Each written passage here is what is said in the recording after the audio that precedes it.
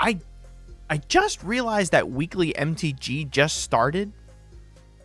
There's nothing really worth looking at, is there? Right? On their little weekly MTG show. There's nothing really worth looking at, is there? Oops, I just realized I hurt myself. Yeah.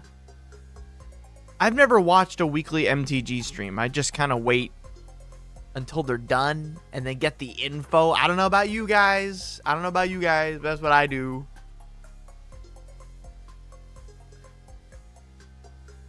It's not like you're announcing anything.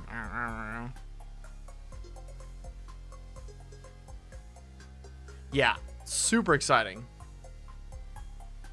LMAO Retro. Wait, Retro, you've never seen the reverse landfall video? That's hilarious. That's like the big video I've made. Well, I guess for some people. I guess for other people, it's definitely yeah.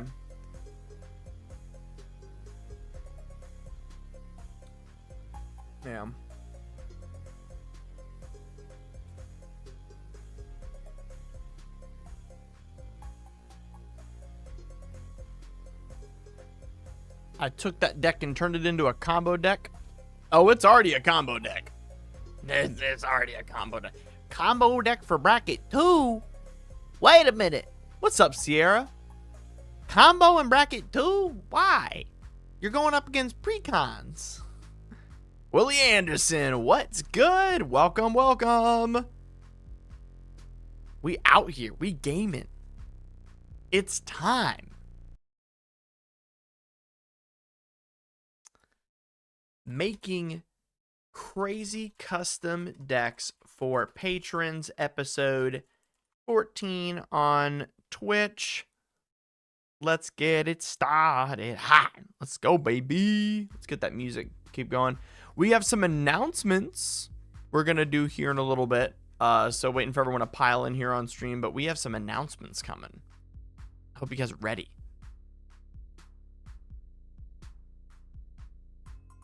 Okay, a combo means that there is a combination of cards that once you play them, you win the game, like, instantly. That's what combo means. Landerin, what is up? Yeah, so, for example, Retro, a combo, for example, would be Isochron Scepter and Dramatic Reversal. It says, when Isochron Scepter, the artifact, enters the battlefield, you get to imprint a spell on it. You would imprint Dramatic Reversal. Dramatic Reversal says, when it's cast, untap all non-land permanents. The Isochron Scepter, the artifact, allows you to infinitely copy that spell and untap itself, untapping all of your mana rocks like Soul Ring and Arcane Signet, making you infinite mana. And then you can play a card that wins with infinite mana. There's a lot of those. That's a combo. Yeah. Things just working together in tandem is just the normal game. Wacky Pizza Man. By the way, Wacky Pizza Man, I couldn't tell if you mistyped your name in one of the things where you just said, it just says Whack Pizza Man. So that's what I have your name down as for one of the decks today. Kyle T, what's going on? Yes, the Yisan deck is going to be a part of a very large series where I have purchased art, animations, other really big things. So it's going to be a really, really big video with like high production value. So I've been working on it hard because I want to make it like a big fun one. Right, so the deck is Omniscience, Enter Infinite, Early Harvest, Sylvan Awakening, Crater.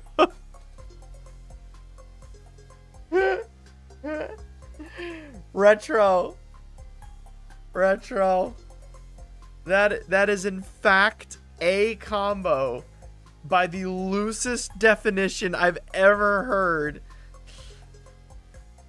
Make all spells free into draw deck into play out whole deck. Yeah. All right. Yeah, no, that makes me very proud. That is the most bracket 2 combo possible, and I freaking love it. I love it. That's awesome. Oh my gosh. Oh, jeez. I just got some calls. I'm going to make sure everything's okay. Hello, I'm on stream right now, working. Is everything okay? Watch, it's going to be a landline. Oh my goodness. Can't wait till you hear about the Yisan combos. Woo! Oh man. Yeah, I'm excited to show you guys the Yisan deck. It's pretty crazy. So, just for example, the reason the Yisan deck has been taking me so long. So I crafted the first ever Yisan deck to like really hit really high ranks. And then I got 5th at a CDH 10K with it. The reason I didn't make it into top 4 was actually a ruling issue. Not that like I didn't perform well. Long story short, I would have won the game, but the other players locked the game out to where basically no one could win and force the draw using Pact of Negation. Which, if that would have happened today, isn't allowed. You can't lock out a game and restart it once you're in top 16. So I got robbed of the chance to bring it to the top 4. But I still made 5th. I still had the most. I was number 1 coming out of Swiss rounds. But anyway, that list needed a lot of reworking and tuning once they banned Jeweled Lotus and Mana Crypt. And I was trying to figure out how to go back to this like toolboxy strategy that most other normal Yisan decks play. I took that toolbox strategy to the next tournament and it did really bad. I literally drew every game. I drew 5 matches. I had 5 freaking draws. That's not going to win a tournament. Because the deck just couldn't push through enough with the current meta. And so I cooked up something absolutely diabolical that is 32 cards off the original deck list. 32 cards. You should be an artist if you're that good at drawing. Nice. Yeah, that's good. That's good. I like that. That's a good one, Retro. We got to use that for people that constantly draw. That's solid. But yeah, the new Yisan list is 32 cards off of what people normally play. It also runs no tutors. None. Doesn't need them. They're bad. So, long story short, the new Yisan deck is so unbelievably outside the lines of a normal list. The closest list is the Bard Rock Cafe, but that's still very far off what I'm running. Yeah. I've been cooking hard. I'm excited. I'm very excited. Yeah, no tutors. None. Your commander's a tutor in the command zone. You just don't need it. Oh, yeah, let's see here, Retro. Retro, what was your given name on the forums? Is it just Retro? What is your name on the forum? I can check for you real quick.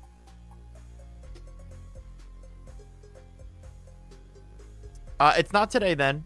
I do not have that name up today. But I will check real quick. Did you purchase it through Discord, as in like the monthly Discord, or did you purchase it through the one-time purchase?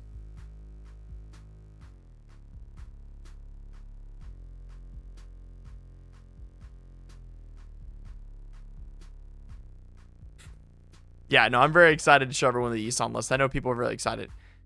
Awesome. You filled out the form on Discord. You use the name Retro. You are currently... you are the 3rd deck of next stream. You are deck number 3 next stream. Very exciting. I am using 2 new elves, Kyle, in the new list. You will not guess what they are. One of them's from Mirrodin. It's a really weird list. You'll be very excited. Boys and girls, I have an announcement. First off, can you guys hear the music very well? I'm going to bump it up here. How audible is the music? No, it's not a pet card retro. This is fully working on it's fully competitive. I'm not no pet cards or nothing. I have an announcement, y'all. How can we hear the audio okay, by the way? Before I do the announcement, I need to make sure that the music is loud enough for you guys to hear it. You have to focus to hear the music. Okay. Audio's fine? Okay, good. Because I need you guys, we're going to listen to something here. So I'm going to bump it up just a little bit more so you can listen to it. Okay. Ladies and gentlemen, I would like everyone here to get to listen to the first song off of the Deck Beats album. So this is an album that is going to be using a really, really exciting animation that some of you have seen. I'm about to give you guys a sneak peek at it. I'm going to pull it up here real quick on OBS so everyone gets to look at it. But since you guys are early to stream, you get to see all the cool stuff before everybody else, as is your privilege. And so I'm going to put this up here and we're going to listen to the newest song together. So this is the animation, and I'm going to put the music up in 3, 2, 1.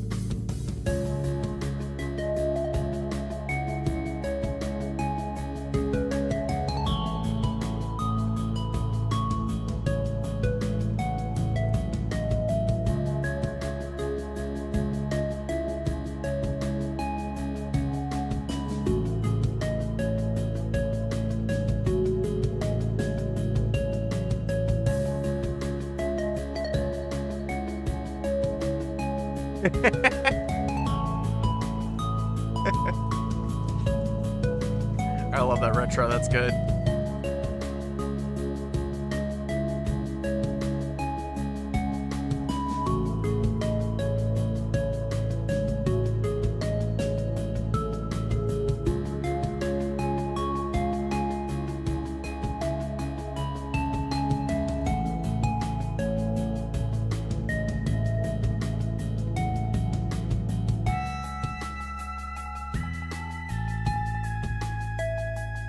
Oh. I was supposed to repeat, my bad.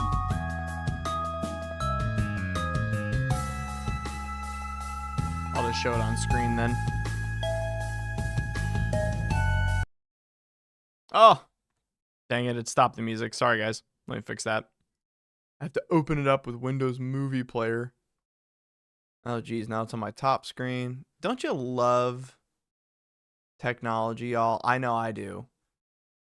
Of course, that happens right as we get to the drop. All right, music's starting back up now.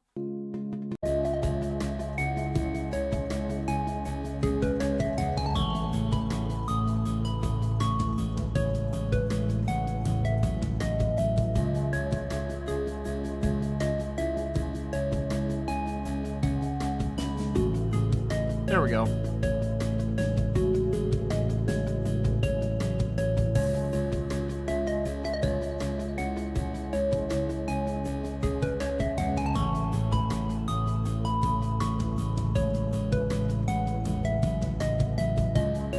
Oh yeah.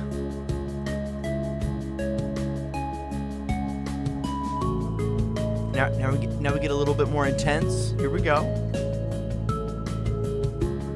Andrew, I used to write music for indie games full time.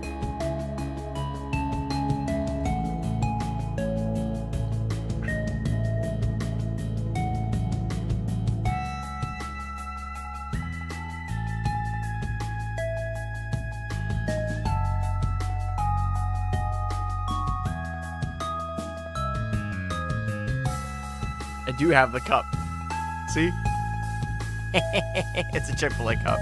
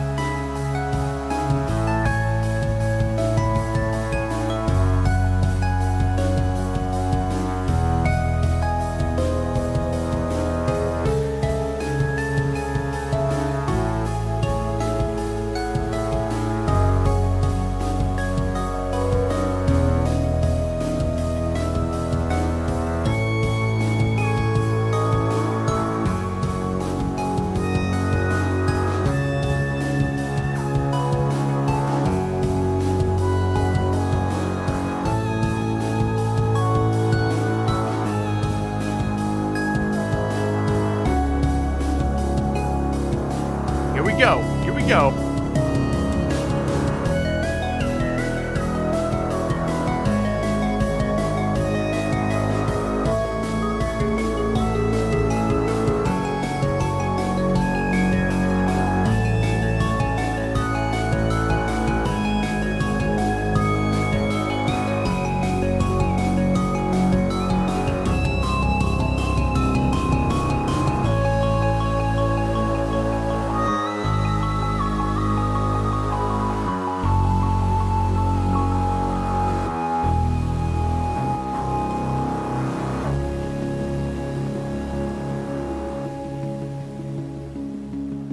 Thank you so much, DST Kun. I'm so glad.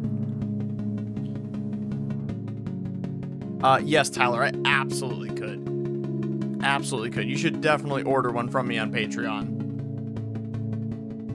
100% I could do that.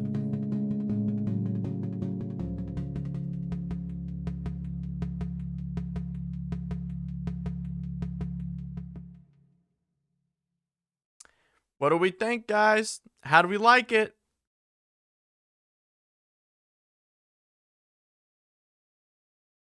Yeah, Retro, the reason I draw 6 instead of 7 is I know it would rage bait people into commenting. I'm kidding. It was just an animation error. The animator only did 6 on accident. But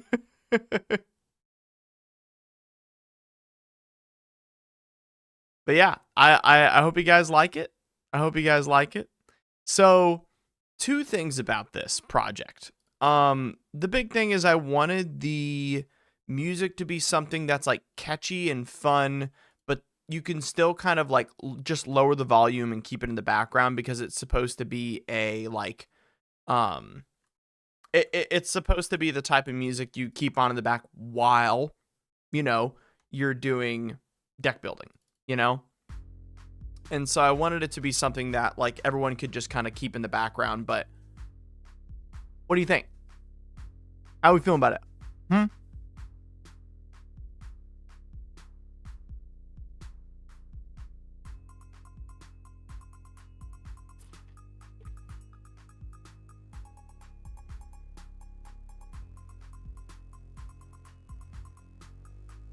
Sweet. You feel like the cat in top left. I keep that there because it's kind of like the dancing fruit. I feel like people who need to concentrate, they're like, you net deck to that song for sure. Heck yeah. Heck yeah. Sweet. Sweet. I'm glad we like it. I'm glad we like it. The next thing I have to reveal. All of you on the Discord, you guys are receiving your own new chibi icons. Everyone on the Discord for every role is receiving their own new chibi icon. And a sticker. What's up, guys? Those who are just joining, we are currently showing off all the new projects the channel's doing. And then for those who missed it, we also have a massive giveaway coming very soon. I'm going to show you guys a quick picture of how huge the giveaway is. So first off, y'all, here's how big this has gotten. You will not need Discord Nitro, no. This is how big the giveaway has gotten. We have 12 different playmats, 2 quivers, 5 deck boxes, original Magic books, magazines, cards, boxes, sleeves, custom life counters. So the giveaway is getting real big. The giveaway is getting real big. Next, for those of you on the Discord and have a Patreon access, you will be receiving your own chibi icons. So this is the Duke icon for all the Dukes that are here in chat. This is your new one. I thought you guys would be pretty excited about that one. We have for all of you who get roasts made for you, the Foreign Emissary. Pretty cute, huh? And then for all of you citizens of the land, this one's really cute. Ta-da! Aw, look at the little citizen. The little citizen of the land. Aw. And then, for those of you who joined the Discord for the decks, the Knights. Nyah. Nyah. So we have all of those coming out very soon. I hope you guys enjoy. We also have the Archmage and the Wizard being drawn right now. All of those will be available as stickers, and I'm happy to announce they will also be available as enamel pins. I know a lot of you guys like pins, so I decided to add that as well. So what we're going to do, I need your guys' help. This is the last thing I got to say before we get to decks today, guys. What's up, Noritama? Welcome. Okay. All right, y'all. I'm going to be very blunt about this. I have spent currently, if I'm going to get a single playmat art done, a single custom sleeve art, pins, stickers, shirts, hats, all that. If I get all of those fully made, I would have to sell around $4,000 worth to break even.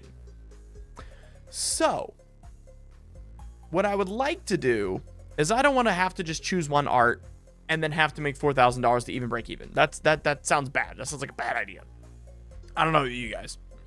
So here's the idea. Would y'all be interested in a Kickstarter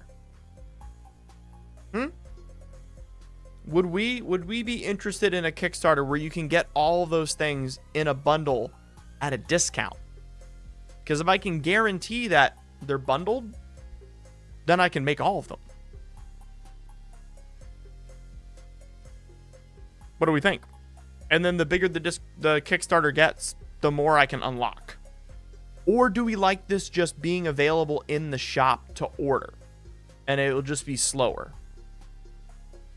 What are we more interested in here? A big fun Kickstarter that can also fund me and my show, or do we like just having the shop? What are we feeling? Yeah.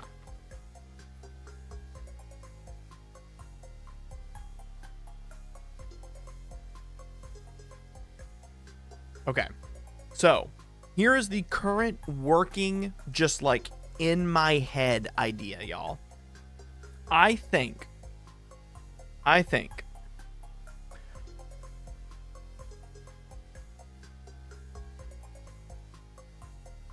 Well, here's the thing. All the designs are done, Blanimal. They're all already done. It's how many I can manufacture at a time. I can't just put all 10 designs up for sale if I do the shop. I can if I do the Kickstarter. And then once the Kickstarter's over, because I got to make them, because of the Kickstarter, they'll be available in the shop after. What's up, Fuzzy? How does that sound? Exactly. The deck text will be bundled. Yeah. So what I'm thinking is we're going to do a limited shop after the Kickstarter's over. So we're going to see if the Kickstarter works. Because if not, you get your money back. Right? No harm, no foul.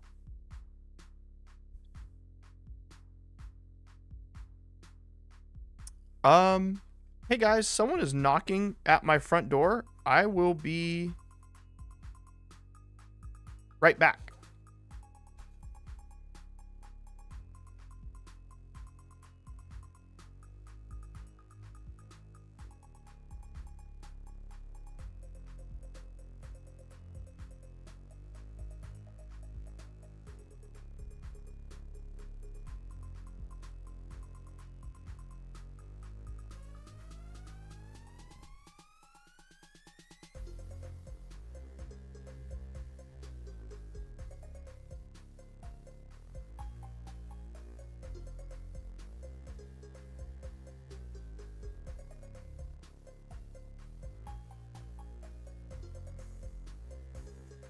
Never mind, someone just illegally doing sales in my neighborhood.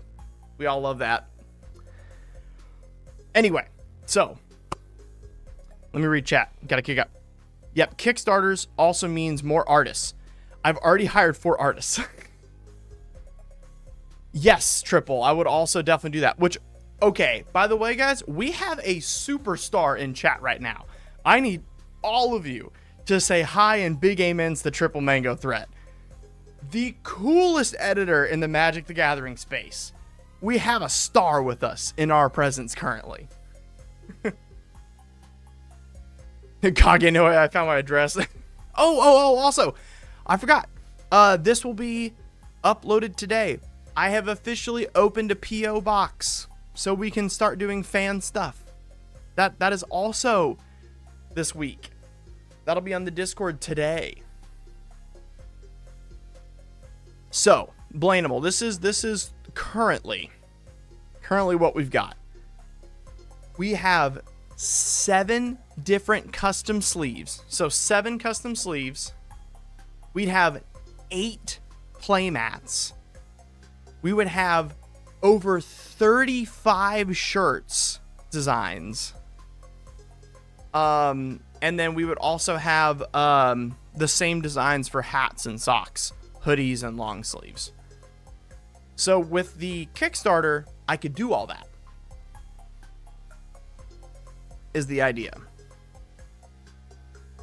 And then I can basically pay other people to promote it What do you guys think? We like that or the shop more? Because the shop would then just slowly roll things out rather than doing like a big Kickstarter.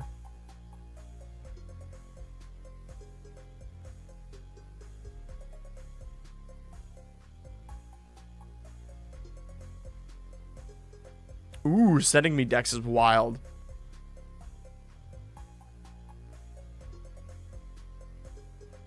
You guys liking the Kickstarter? I just wanted to make sure you guys weren't like staunchly against the Kickstarter idea, because right now it feels good to me. Yeah, we can do a poll. We can do a poll in the Discord. Absolutely. Because, yeah, Kickstarter would start the shop stock effectively. Yeah, definitely a poll is a really good idea. I'll do one on Twitter and on Discord then. Great. Okay, guys. Awesome. Fantastic opening chat. I'm really excited and happy we got to start this. It's time.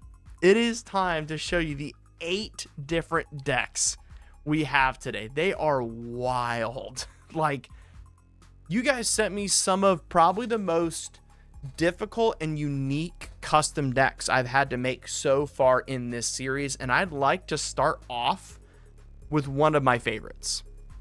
And it was asked about last stream, so I think you guys are going to be pretty excited for this one. Our first deck of the day, everyone. Let's read out what our request was on this before we get started. It is for Landoran. And Landoran, let me get your order form up so I can read it out to everyone here, so everyone knows what I had to work with. Okay, y'all. So, Landoran asked me, there is an Ogachi Vengeful Kami. It's the perfect for the theme, but not really. He's not really into the art, but his effect. Then there's Kyoto Soul the Kamigawa. These are the 5 color commanders I'm open to. Hey DefCat, I like decks that tell stories. Decks that look and play flavorful and not always the same. I like a bit of interaction as well. The idea is to have a flavorful deck with mostly cards from the Kamigawa sets. It would be nice to have the Kami, arcane spells, Japanese dragons, and some shrines. The deck should feel like you are experiencing the Japanese Shintoism and sagas with the mighty Japanese Kami. I like the idea of a Kami deck that rewards my opponents for being nice, act in favor of the Kami, and is vengeful against opponents who attack me or interact with my board. My English is not well, so I believe you get the idea. I also crossed bracket 4, which means you can make the deck as strong as possible, just not trying to be EDH. It would be also nice to have some card options in exchange for altering the power. It would also be nice to have some cards that use Soul Sift and splice into Arcane, as well as cards to take out and put back in for expensive cards. So, I love tackling things like this. So, there were 5 different big asks, 5, that we need to talk about. One is we like Kamigawa cards, so we're prioritizing that. The second, so that's not the top priority. The top priority that I read when I was sitting in a coffee shop at it would have been 8 p.m. I think. This is just a window into my world, by the way. I'm sitting in a coffee shop and I'm looking through all of the Kami that the game have to offer. Dude, I'm getting so excited just talking about this right now. I need a moment. I'm sorry.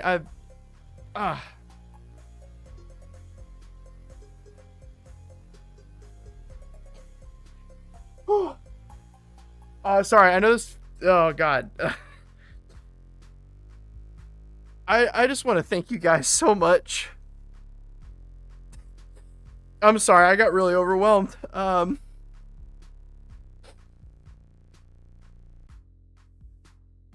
Thank you guys so much for letting me do this. I'm so thankful for this. I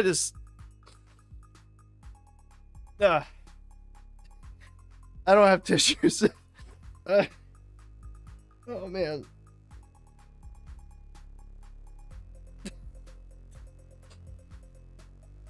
Oh, Andrew, thank you. I'm really overwhelmed by how amazing you guys are and this community is, and that I get to do this. Andrew, thank you so much for that, dude. That I really appreciate it. I've spent every single dime this channel has made. I've actually gone $400 over budget, only buying things to make this channel better. That's all I've done. I wasn't trying to make this overly emotional. I'm sorry. I really, really deeply appreciate the confidence, the affection, the everything that you guys have done for me, and letting me do this. And I just started telling you guys about what I do to make these decks, and I realized just how blessed I am and just how thankful I am to get to do this. And thank you guys. I know that was super awkward. I'll never take this for granted. That's all I'm gonna say. I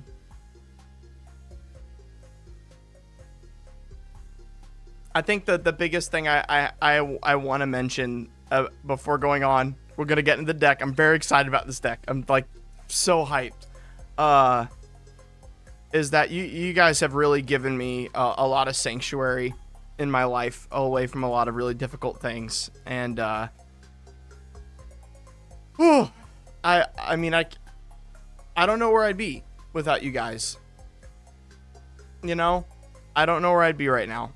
And Malacrosis here has been here for like 7-8 years. I mean, you guys are like everything to me, genuinely. So, like, God bless you guys. Thank you so much. And Andrew, thank you so much for the donation. You're always so kind. Thank you so much. You are extremely generous, and I can't tell you how much it's appreciated. I will always believe in myself. I don't know if that's a strength or if I'm just a little airheaded, but Fuzzy, I have no lack of that. I will believe I could do anything, like a gifted child in 3rd grade that is told they're going to be a genius one day. I will maintain that personality forever, I believe.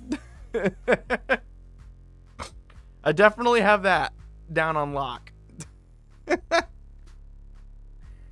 So let's jump back in. Let's jump back in. I'm sitting in a coffee shop. I'm over the moon excited and happy about my life. And I received this message that, and I picked out this very, very specific and awesome statement in it. I like the idea of a kami deck that rewards my opponents for being nice. And I read this, sipping a latte, being so grateful at life, and I reached into my wallet. You guys are gonna, this is really cheesy, but this really happened. And I found this. It's so if you've ever been to a coffee shop, it's these little stamp cards, right? And I filled out all the stamps, and I was like, where did this come from? Like, I asked the cashier, they haven't done this stamping reward system for 2 years. So I've had this in my wallet for like 2 years without knowing it. And because I was trying to think about what is a reward in Magic? What can you gift to other people without me turning this into a group hug deck? Because that's not what Landoran asked, right? The deck should feel like you are experiencing the Japanese Shintoism sagas with the mighty Japanese dragons and kami. And I dug, and I dug, and I searched. I even looked at Infinity Rule 0 commanders, y'all. I could not find a kami-based gifting, fun commander that felt like, the reawakening of the kami. And at this point, I am an hour and a half in. I am an hour and a half in to just like chewing on this deck, right? Like, I really want to make something special. Like, this one just pulled at me. And I realized that we have the original Kamigawa block, right? We have the original Kamigawa block. Then we have Neon Dynasty, right? I wanted to make my own pseudo, and also this fits with the lore, pseudo third block of Kamigawa. So I thought, what happens to the spirits, to the kami? Because if you look at old Kamigawa, not very powerful. It's not a very powerful set. The original kami are these like 4-mana creatures that say, if you cast a spirit, I gain flying. Okay, like, cool, I guess. Like, that doesn't win me the game. It's fine in 1v1. It was kind of low power, but it was still good. And then I looked into the Kamigawa Commander. Kami boy, that was good. Did someone say Kami? And I realized that there was a cycle of very large kami spirits. And that's when I realized I had the perfect commander in mind. I don't know if you guys know this, but each kami has 3 colored pips in their casting cost. They're all 8 mana. It's a cycle. And at any moment, when you, the player, decide, you can remove a counter from it to do a very specific effect. And it removes its indestructible counter. The kami sheds its godlike skin and becomes mortal. But you do a cool effect, right? And in a sense, a lot of the effects that you get, you can gift to other people. Well, now I need to find a Wooburg commander that acts as like the vengeance, as escape from spirit jail kami. And I found the perfect one. So I had that happen. That was number 1. Now we have the core sentiment of the deck, the escape of the ancient, ultimate kami. Then we included their story in the form of some sagas and dragons. Then we included spirit and entwining cards from Kamigawa. We made sure we had a lot of Kamigawa cards. And then, on top of all this, we made sure it worked. Because the deck gotta be functional, y'all.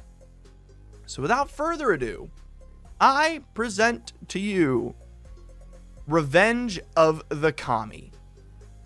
Ladies and gentlemen, our commander is Omnath, Locus of All. Let's update our currently being brewed commander.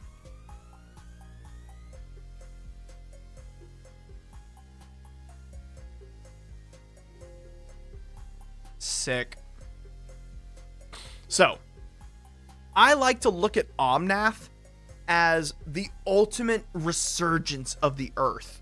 So in this thematical sense, Omnath releases itself, leaking into the cosmos, peering into the omen paths, and pulling out all of the kami that have been dispersed and kept away and locked in hell. If you would lose unspent mana, it would become black instead. So if we tap out with this card later in turns, you get more mana. And then it says, at the beginning of your pre-combat main phase, look at the top card of your library.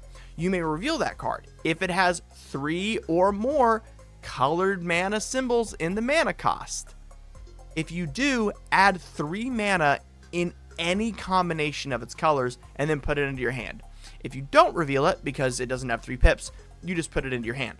So it's a 4 mana commander, because you can pay 2 life instead of paying the black.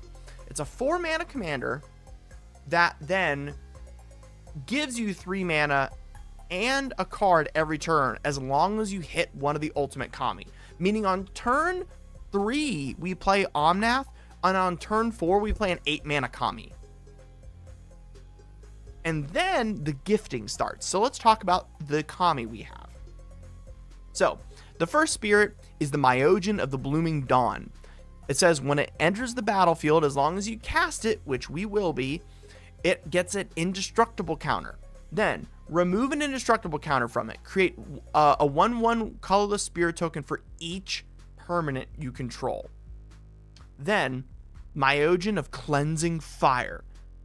It says it has the indestructible counter on it, but if you remove the divinity counter on it, which is just like the indestructible one we talked about earlier, destroy each other creature. Then we have Myojin of Cryptic Dreams. It says remove an indestructible counter from Myojin of Cryptic Dreams, copy target permanent spell 3 times. You're getting the gist now. We all see how insanely cool this is.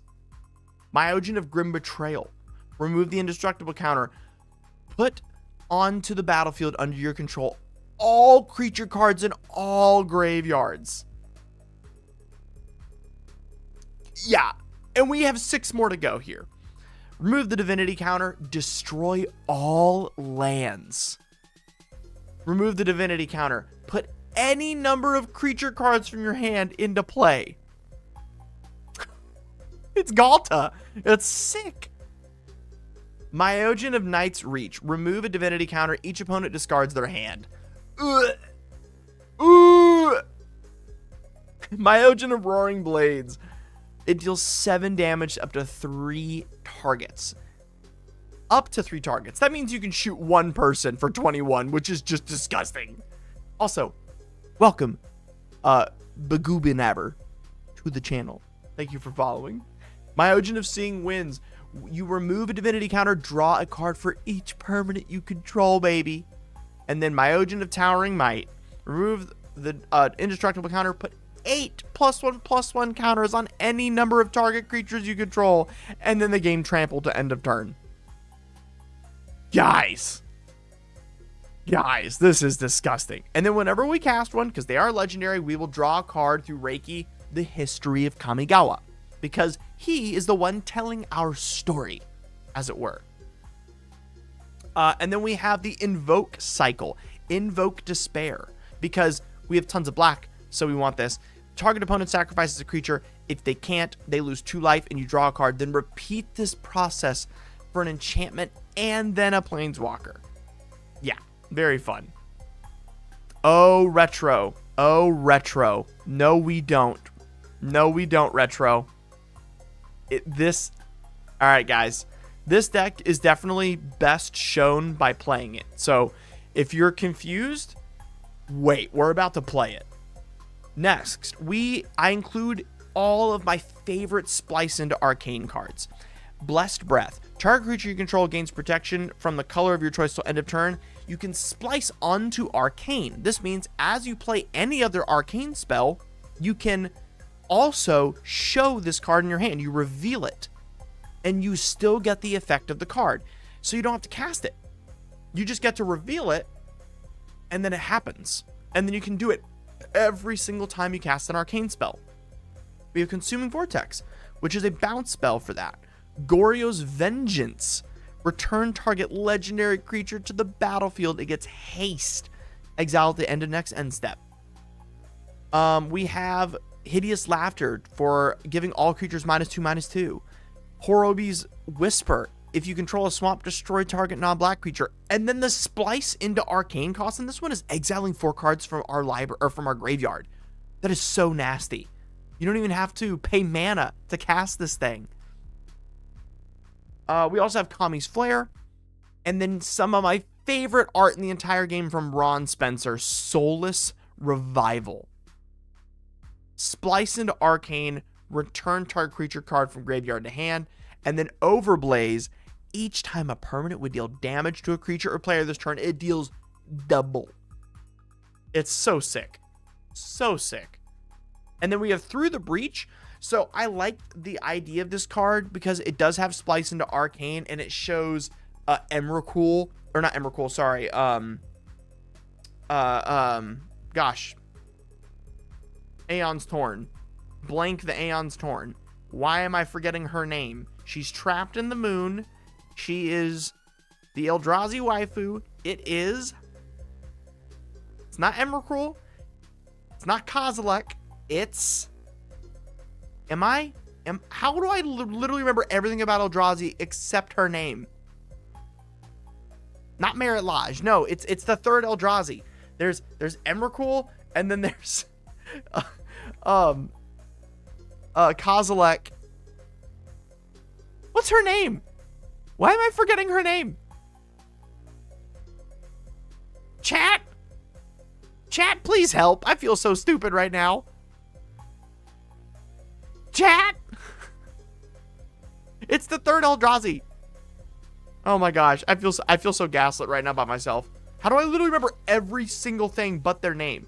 This has to be like a brain condition. How could I recite literally everything? Oh, this is Emrakul. Ulamog's the other one. I flipped it. We're good. It is Emrakul. Ha ha ha. Big brain. It is Emrakul. I'm not dumb. Ulamog's the other one. It is Emrakul. Big brain. It's okay. It's okay. Okay. Anyway. Next up, Torrent of Stone. Splice and Arcane, it deals 4 damage to target creature. And then I love that fact that you can entwine this by sacking 2 mountains. That goes hard. And then the last one is Wear Away. Destroy target enchantment. Then we're sticking with the Kamigawa theme, right? As we were talking about earlier. So let's go back to our commander for just a moment, so I can explain how disgusting these 2 cards work with this. So for those of you that thought I was stretching Omnath being like in like loot with this, the idea is that Omnath is unlocking, pulling the ancient Myojin Kami spirits back out. That's like the thematic for the deck. It works so well with the most famous freaking artifacts from Kamigawa history, Sensei's Divining Top. You can now stack the top of your deck so you trigger Omnath every turn by paying 1 mana and redoing the top 3 cards of your library, so you know during your main phase you will trigger it. How sick is that? And then, guess what?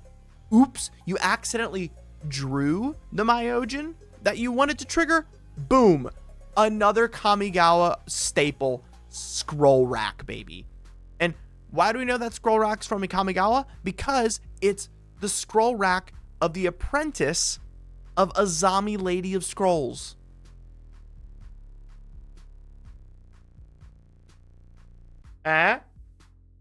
It's literally in the back. This is literally in the back of Azami's art. Boom, baby. So, within Scroll Rack, you can exile the Myojin from your hand and then put them onto the top of your library. And then trigger it, and then trigger Omnath. Okay. We also want to make sure we're consistent with this, so we added Miri's Guile and Sylvan Library. Now, one of the biggest things about this deck is we wanted to maintain the Kamigawa feel.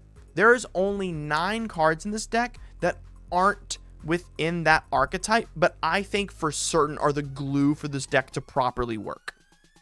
Also, I hate this art for Sylvan Library. Not because this art is bad. It doesn't look like a Sylvan Library. I don't know why it looks like that. Bro, now, let me find the original art. Is it not loading? Load me the original. Yeah, bruh. Dude. The original art for this card is just freaking gorgeous. Oh! I love it. I love it. It's very Kami-esque, too. It's very spirit nature-y, so I like it, personally. Miri's Guile, you know what? Maybe you're into this. But it works really well. Yes, Ruthless Technomancer is really good, Fuzzy. I think that's an amazing inclusion. And guess what? Guess what, bud? We only have 99 cards in the deck at the moment. I was waiting for a good hear me out, and you named it. Ruthless Technomancer is perfect. When Ruthless Technomancer enters the battlefield, you may sacrifice another target creature. If you do, create number of treasure tokens equal to its power. Great idea. Great idea. Fantastic. Fantastic. And it's from Kamigawa. Genius. Dreams is fuzzy. Very smart. All right, guys. Let me show you how well this deck plays. Let me show you how hard I cooked. So, I'm going to keep this hand. It's not a good hand. It's not. This is a bad hand. I'm going to show you how there are no actual bad hands in this deck. There's just not. You can make any hand work in this deck. It's disgusting. So we'll draw for turn. We'll play Bloodstained. Okay, this hand just got good. We drew a Mana Dork. I don't know what else to say. Sacrifice Bloodstained Mire, and we're gonna go get a Bayou. Oh, not Bayou. Sorry, you asked for no super expensive cards. I didn't put the original duels in it for you. I got you. We're looking for Undergrowth Stadium, not Undergrowth Stadium. Overgrown Tomb. Yes, Overgrown Tomb. Swamp Forest. Ignoble Hierarch. Next turn. Vault of Champions into Talisman, and then if we want, if for some reason our Ignoble Hierarch gets killed, we could pay 2 to use Soul Survival to get it back to our hand. We don't need to do that though. I doubt anyone's gonna bolt our 1/1. We're probably fine. Next turn. Oh my lord. Oh my lord. Play out the Elf. Pay 4 mana and 2 life. We've already paid 3 other life as well. Omnath comes down. Now, let's see what happens. That was turn. This is turn 3. Turn 3. Turn 4. Draw. We've now untapped, we've upkeeped, and we've drawn. Now, Omnath says we look at the top card of our library, and we can reveal it as long as it has 3 color pips. Boop. It's not. It's Blessed Breath. So, because it wasn't one of our Myojin, we get to put it in our hand and not reveal it. We'll play Cephalid Coliseum for turn. We are already at 7 mana. We're already 1 mana from playing the Myojin in our hand. But guess what? We're going to tap all of our mana on our opponent's end step, and all the unspent mana turns into black mana.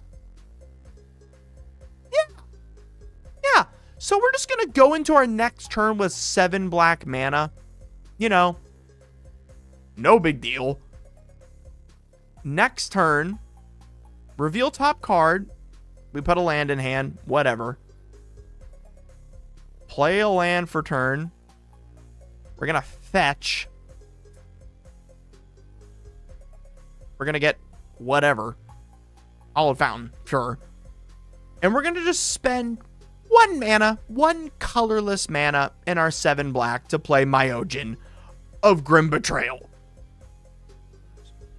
So look, here's how the deck works, guys. You either get to cast the Myojin for cheap through the commander, or it just gets delayed and happens next turn because you're going to turn all the mana into extra mana anyway.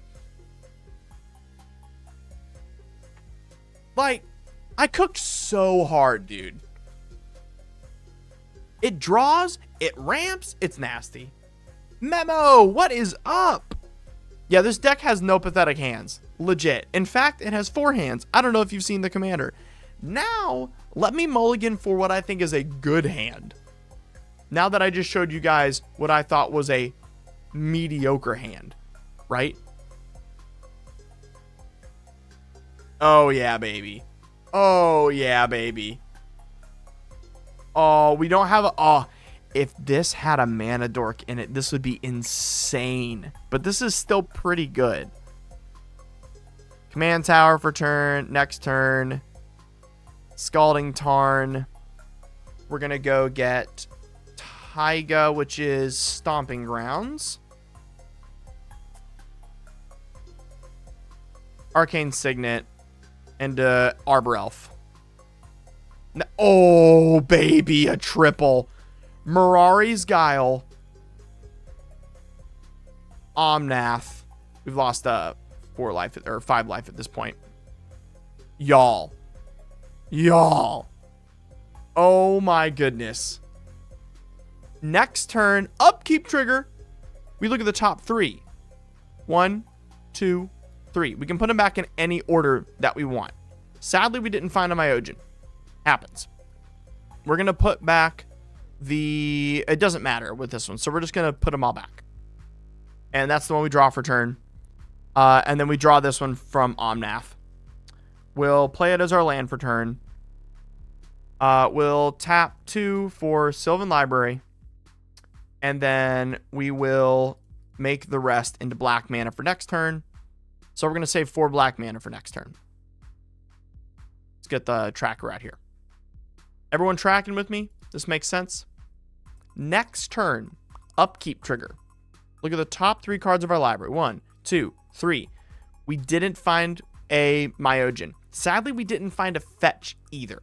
But the good thing is, pay 8 life, draw all those cards anyway. Who cares? Now, Mirari's Guile triggers. Look at the top 3. We find Verdant Catacombs. Cool. We found a fetch to start being able to fix this. Awesome. We put the fetch in our hand. We put it on the battlefield. And then we still cast the Myojin from our hand using the 4 black mana plus 3 blue. Boom. Just nasty. Hey, Defcat in chat. Lunchtime deck stream. Let's go, Trippy Milkman. Trippy Milkman. I like that name. Dang. Why have I not read your name yet? That's awesome. I love that name.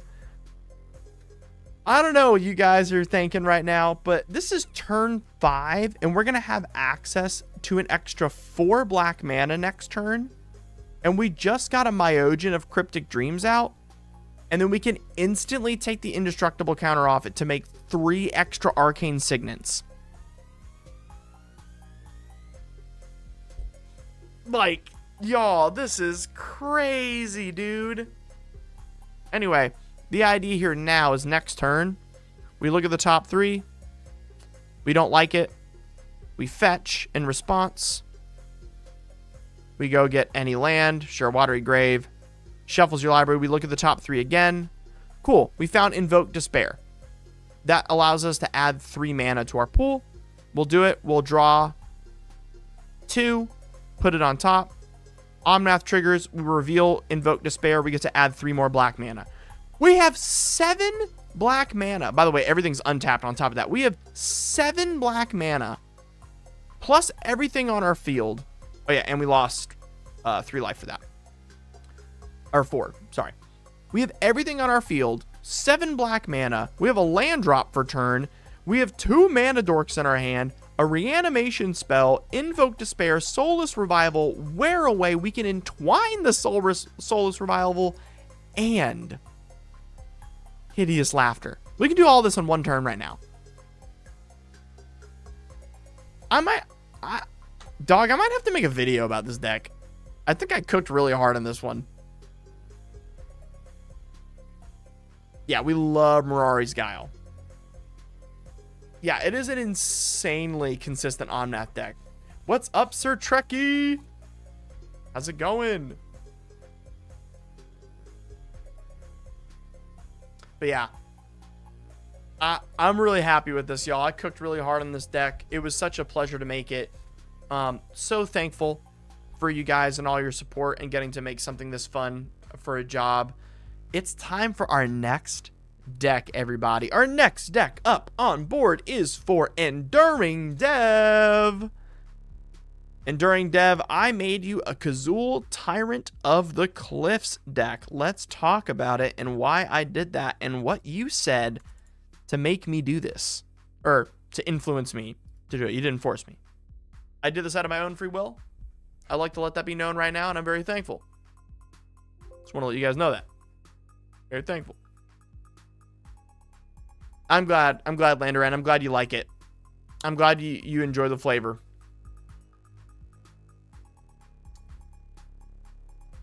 I'm very excited to send it to you. All right. Enduring Dev. This wasn't just a deck submission. It wasn't just a deck submission, y'all. This is a cry for help. Devcat!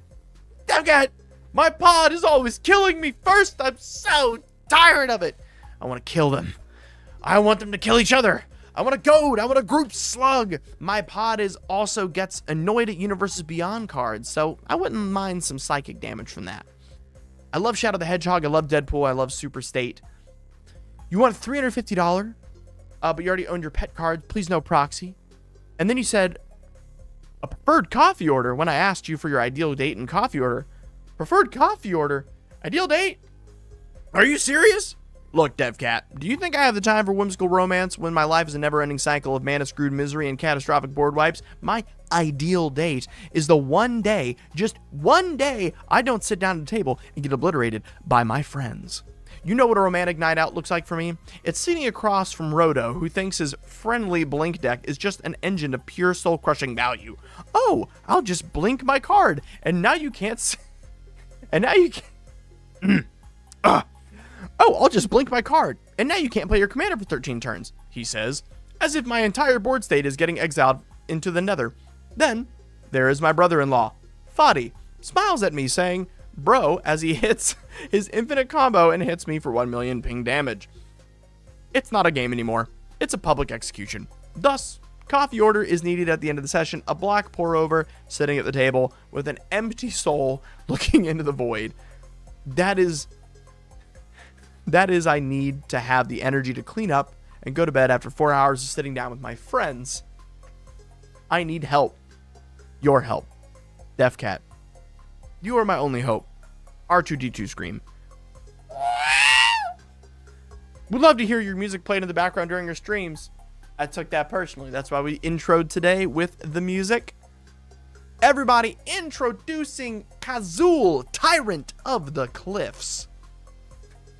Kazul, Tyrant of the Cliffs says, whenever a creature an opponent controls attacks, if you're the defending player, create a 3/3 ogre creature token unless that creature controller pays 3. And before we move on to a deck, if you would like a deck as passionately created as that last Kamigawa deck that you guys just watched, head on over to Patreon. Order yourself a deck. I promise you won't miss out. Or you won't miss out if you buy it. That was a true statement. That was a weird statement, but it was a true statement. So, what did I do to make sure you get to mess with your friends? Well, let's go from least harmful to I didn't just stub your toe, I stole it. This deck only cost $269 at near mint. I valued this deck within my own personal collection at the card. So I have this thing. Sorry, let me tell you. I have this little thingy. In this little thingy, I have my collection in Moxfield fully put out, right? I'm able to set the value of the card within my collection and say how much I personally bought the card for. This deck, if you would build it from the cards that I've paid for within my life playing this game, would only cost $122. It's saying $269 because of near mint and fees and shipping and all that. I made a very cheap deck that you can upgrade with beggar cards. And that's what I was aiming for here because you were on a budget. So the first thing we have is the I need something on turn 1 cards. We have Legion Loyalist, which has haste and attacks against some first strike. It's very fun. We have Slumbering Dragon. Slumbering Dragon cannot attack or block unless it has 5 or more +1/+1 counters on it. And whenever a creature attacks, you or a planeswalker you control, you put a +1/+1 counter on it. And it's a 1 mana 3/3. So we're going to make your friends pay for attacking you. Literally, you are the Slumbering Dragon. Then we have Skirk Prospector. Sacrifice a goblin, add a red. The idea here is that we want to be able to sacrifice our other goblins or sacrifice Skirk Prospector in order to get Kazul out faster. We do have other goblins in the list, such as Bloodmark Mentor. Red creatures you control have first strike. That means all of your 3/3 red ogre creatures have first strike. That makes it really hard to attack you. Hope you understand. Crashing Drawbridge. You can tap it. Creatures you control gain haste until end of turn. Very cheap way to do it. It's only $1. Goblin Diplomats. Each creature attacks this turn if able. We want to watch your friends get wrecked by this card. It's effectively mass goad. Then we have Talani's Summoner. Ascend. Whenever Talani's Summoner attacks, you may pay X red. If you do, create X 1/1 red elemental creature tokens that are tapped and attacking. At the beginning of your next end step, exile the tokens unless you have the city's blessing. You're going to have the city's blessing. You're not going to have to exile them.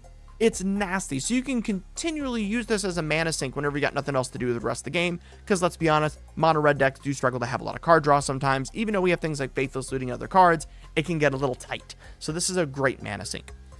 As we go further into this deck, you're going to find more things like Cranters all have Trample. And you get to make more 1/1s. What's this? Paying more mana so target creature can't attack this turn. Or target creature attacks his turn if able, so we can pay to goad. And why I call it pay to goad, even though it doesn't say goad, who's going to want to swing into your giant massive 3/3s and have to pay mana so you don't make more? The effects that say they have to attack effectively say goad with your commander out. No one's going to want to hit you. They're only helping you if they do. So you want them to hit you. This is like goad, but more evil. That's what I was going for. Then we have some fun cards I'm going to point out. Ogre Battle Driver. Whenever another creature you control enters the battlefield, that creature gets +2 and +0 and gains haste till end of turn. That means your 3/3s get that when they enter. So that way, if your friends do not pay and you get to create it, you get to make a 5/0 or a 5/3. So that helps. The haste doesn't help, obviously, but still very good. And then we have Ilarg the Raise board. This got reprinted, thankfully. It used to be expensive for a while. It's come back down. It says whenever Ilarg the Raise board attacks, you may put a creature card from your hand onto the battlefield tapped and attacking. And then when Ilarg the Board Raiser dies or is put in exile from the battlefield, you may put it on its owner on the top of the library. It's very hard to get rid of. Yes, I love this commander. It's so much fun. It's insanely good in the 99 as well. Next up, we've got Forge Stoker Dragon. 50 cents for an awesome foil, by the way. Super awesome. We have it Hear Me Out from Otter Pirates. Elturel Survivors. Ooh, let's get Scryfall going. It's time for a Hear Me Out. I need to make a Hear Me Out jingle. We should make a Hear Me Out jingle. Elturel Survivors. Trample Myriad. As long as is attacking, it gets +X, +0 over X the number of lands defending creature controls. Ooh, I think this is a sick card. I don't think it goes with what we're doing here in this game, unless one of his friends plays a ton of ramp. I love this card, though. Thanks for telling me about it. I should keep this on my radar. Very cool card.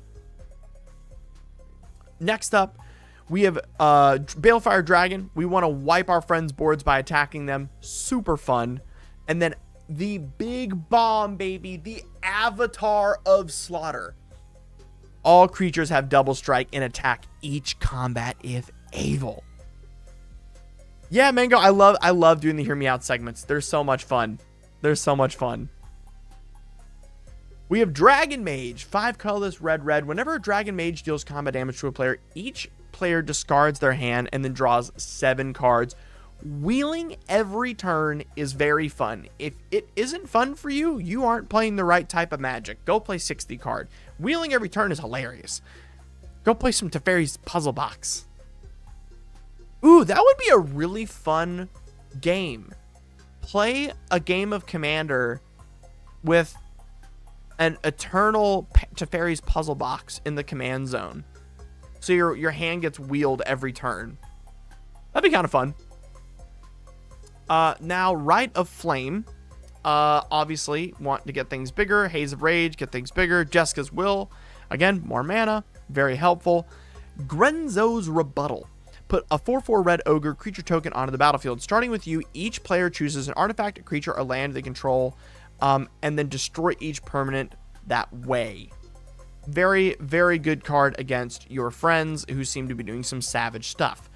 Again, we want more mana, so we have Desperate Ritual, we have Pyretic Ritual, and then we are going to have some things like Heraldic Banner to give our ogres +1/+0, and it's a mana dork. Pretty happy, or mana. Coat of Arms and Eldrazi Monument to pump up all of them. Yeah, kind of sounds like a Dan game, Fuzzy. Farsight Mask. This art is just so freaking sick. I think that's like 99% of the reason I put it in the deck. Whenever a source an opponent controls deals damage to you, if Farsight Mask is untapped, you may draw a card. Good afternoon, 8-bit. So, as you were saying in your message, your friends like to ping you with a lot of damage. Boom. Very fun. After that, we have the regular, really good red enchantments. We've got Aggravated Assault. We've got Curse of Opulence. We got Fires of Invention, baby. We got War's Troll. What's War's Toll? Death Cat. What's that card? Let me read it to you. Whenever an opponent taps a land for mana, tap all lands that players controls. If a creature an opponent controls attacks, all creatures that opponent controls attacks if able. Boom, baby. Isn't that just tools of the trade? I know they play that at LGS I go to. Artifacts or enchantments as partner. Ooh, I've never heard of that. Tools of the trade. That's really cool. I think what I was talking about was that there is a constant Teferi's puzzle box on the battlefield from turn 1 that you can never get rid of. Like a new rule, effectively, that every upkeep you have to do it. But I like tools of the trade. That's very cool. All right, guys, let me show you guys how this deck plays. Oh, baby, a dud. Dang it. I saw the Rite of Flame and got excited, but not enough mountain mana. Ooh, okay. We have a turn 1 and a turn 2 play here. We like that. Let's draw for turn. Boop. Legion Loyalist. Attack in. Next turn. We can either do Drawbridge or Curse of the Stalked Prey. Ooh. Yeah, I think we like this more because we don't need haste at the moment, and we already don't. We don't have a turn 3. Well, we do have a turn 3 play. So we didn't read this card actually. You guys hear this? Creatures you control have menace. Very good, and I think we kind of like that a little bit more. So we are gonna play the Crashing Drawbridge. Next turn, we're gonna play out Goblin War Prime. So we have menace. Swing in again. Next turn. Oh, we're getting mana screwed. No, we've drawn 5 cards and not a single land. That's okay. What do we have in hand here? So we can play the Curse. Go to our next turn. Mountain. We get to get all of our creatures +1/+1. Oh, nice. So there's still a lot we can play in the deck, but in general, I'm looking for a little more from a hand to show you guys just how nasty a deck like this actually plays. This is worth keeping for sure. Yeah, definitely worth keeping. So we'll draw for turn, play a land, and then we're going to hold up for interaction. Jessica's Will, Kazul. So with Kazul in play, whenever we're attacked, we get to make a 3/3 Ogre, which we love it. Next turn. Oh, yeah, baby. Okay, this is going to be fun. So we have a couple things to play. So we have a way to make creatures control. Whenever our creatures control, we do 1 damage to the defending player. That's cool and all. I love that. But we also have Curse of the Nightly Hunt. Enchant player, they have to attack every turn if able. If our opponents have a bunch of stuff, what we do is we say, hey, I'm going to attach this to you, but if you swing at me, I won't block. Then they go, well, I don't want my stuff to die, so I'm not going to attack any other people. I'll swing into you, and then you get to make 2 free ogres. Boom, boom. Next turn. Ooh, we have a lot of stuff we can do now. Savage Beating is pretty nasty. Yeah, that's pretty hard to. We'll keep up. We'll keep the Savage Beating up. We'll keep it up. There's more we could do with that. So we're gonna cast Trove of Temptation. Each opponent must attack you or a planeswalker you control with at least 1 creature each combat, if able. And at the beginning of your end step, create a treasure token, baby. Boom. This card is nasty in this list. So now, we're going to say 2 of the 3 people can't pay the 3 mana. That's great. And then you take maybe like, 8 damage from someone's big dino. Whatever. First damage we've taken all game. Next turn, we're sitting here with how much power on board now? As long as we don't have any banner effects, we've got 12 plus. So we have 17 damage on board right now. Y'all want to kill someone? Because we can. We're going to tap 4. And we're going to tap 5. Cast Savage Beating. Give all of our creatures double strike. Boom, baby. And we're going to swing in for 32 damage. No, 17. 34 damage. Sheesh. So yeah, we'll definitely kill someone this turn. And then if we wanted to, or no, we didn't get a land. But at the end of this turn, we do make a treasure token. Next turn, we can put down the Balefire Dragon.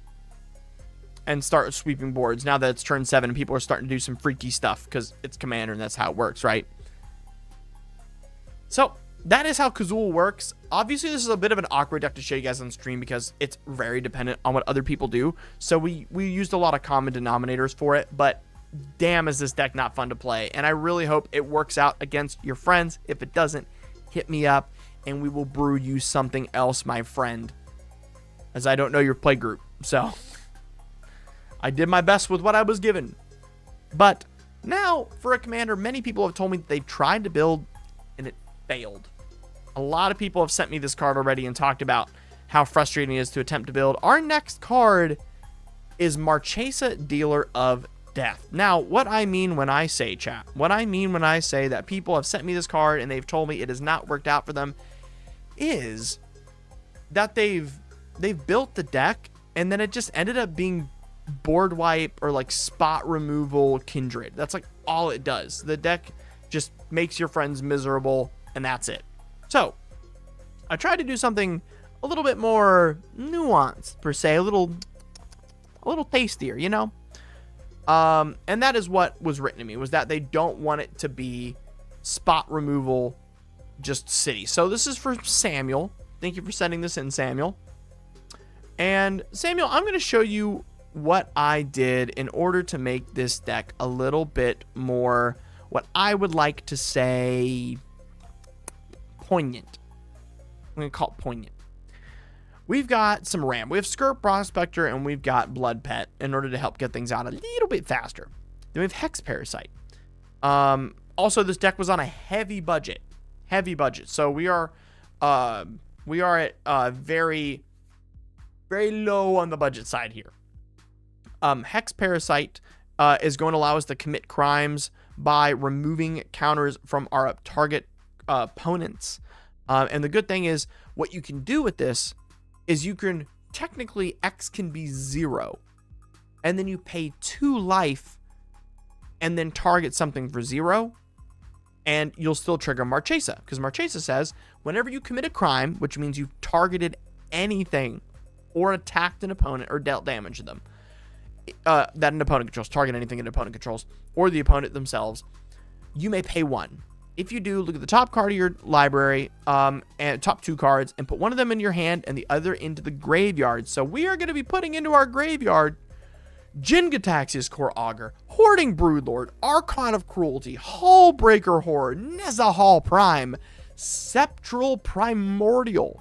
Yeah, when this creature enters, for each opponent, you may put up to 1 target creature card from that player's graveyard onto the battlefield under your control. $1.50 card, by the way, in foil, 60-cent normal.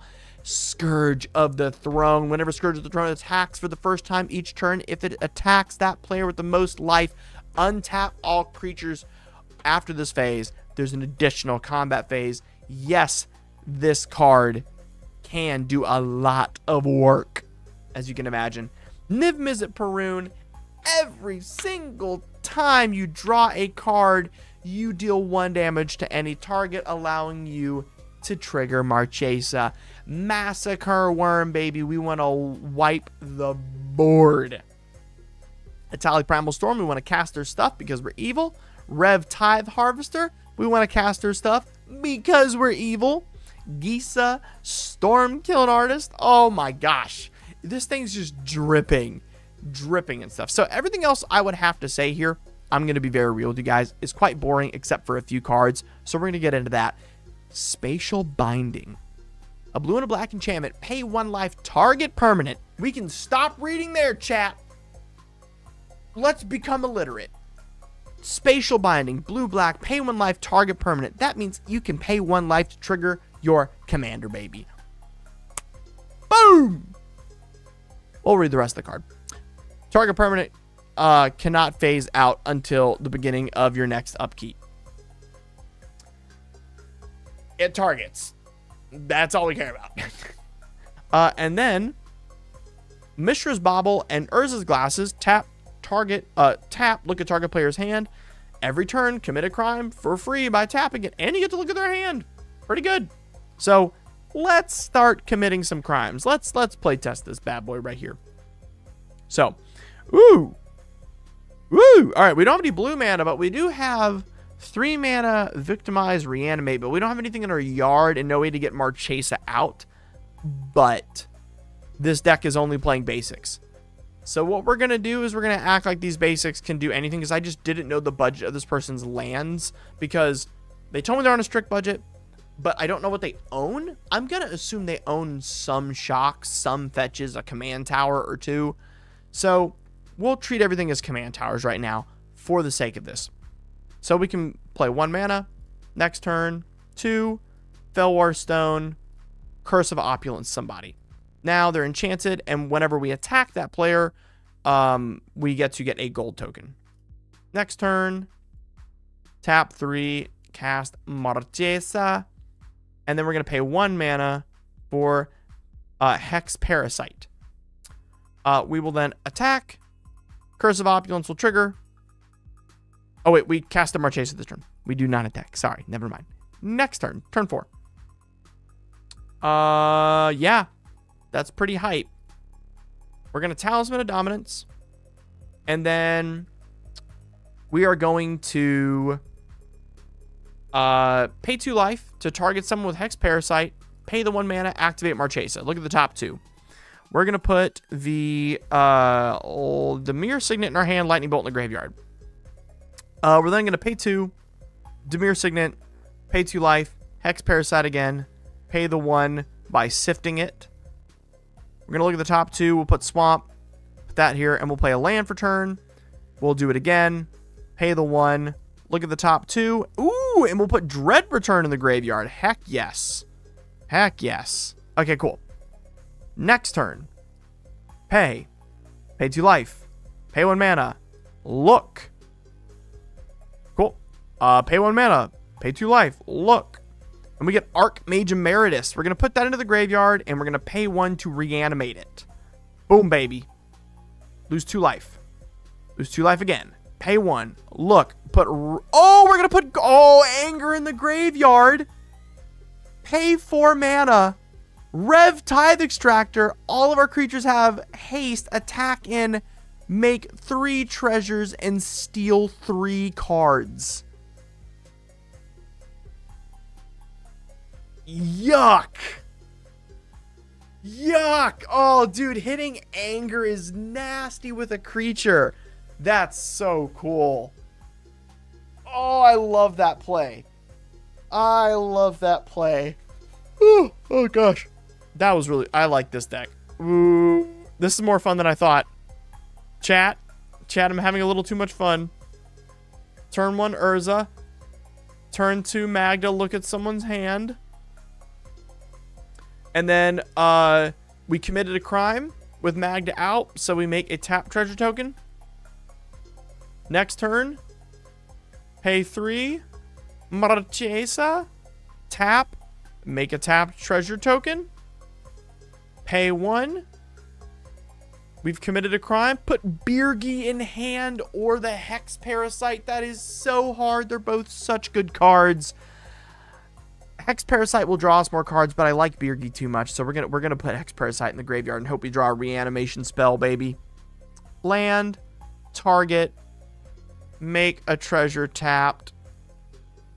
We're going to look at the top 2. Ooh, Living Death. Nice.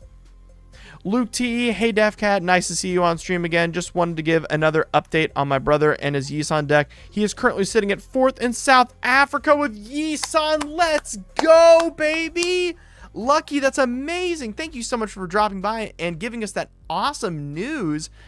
The Yisan deck video has been being cooked on hard. At the moment, it's an hour and 20 minutes long. I hope all of you are very, very excited. Super stoked. Oh my goodness. So, I have another deck that I cooked on very hard today that I'm very excited about. I'm gonna switch. We're gonna switch right here for a second, and we're gonna make that cover the back screen. Y'all, I cooked a little hard on something today. Just a little bit. Just a little bit. So I was asked. Pause. Getting a little excited. Okay. I was asked to make the ultimate evil Raffine deck from none other than our wizard, Otter Pirate. Otter Pirate, sound off. Otter Pirate, sound off. I know you're here. I know you're here, Otter Pirate. Otter Pirate, you asked me for, and I quote, I want to be the art enemy. I want to 1v3 incarnation technique. I want to never lose. Geneva suggestion. You picked the most evil, disgusting option on my list as possible. I have to let you know that you are the first person out of the 86 decks I've now made for people. Otter, you have donated a lot to the stream. You have paid a lot on Patreon. You have been an amazing a part of the Discord. I'm going to gift to you a deck from my personal collection that I then tweaked to make even meaner for you. Introducing what is soon to be a video on the channel, by the way. A version of my ultimate Raffine deck. I hope you're excited. I hope you're excited.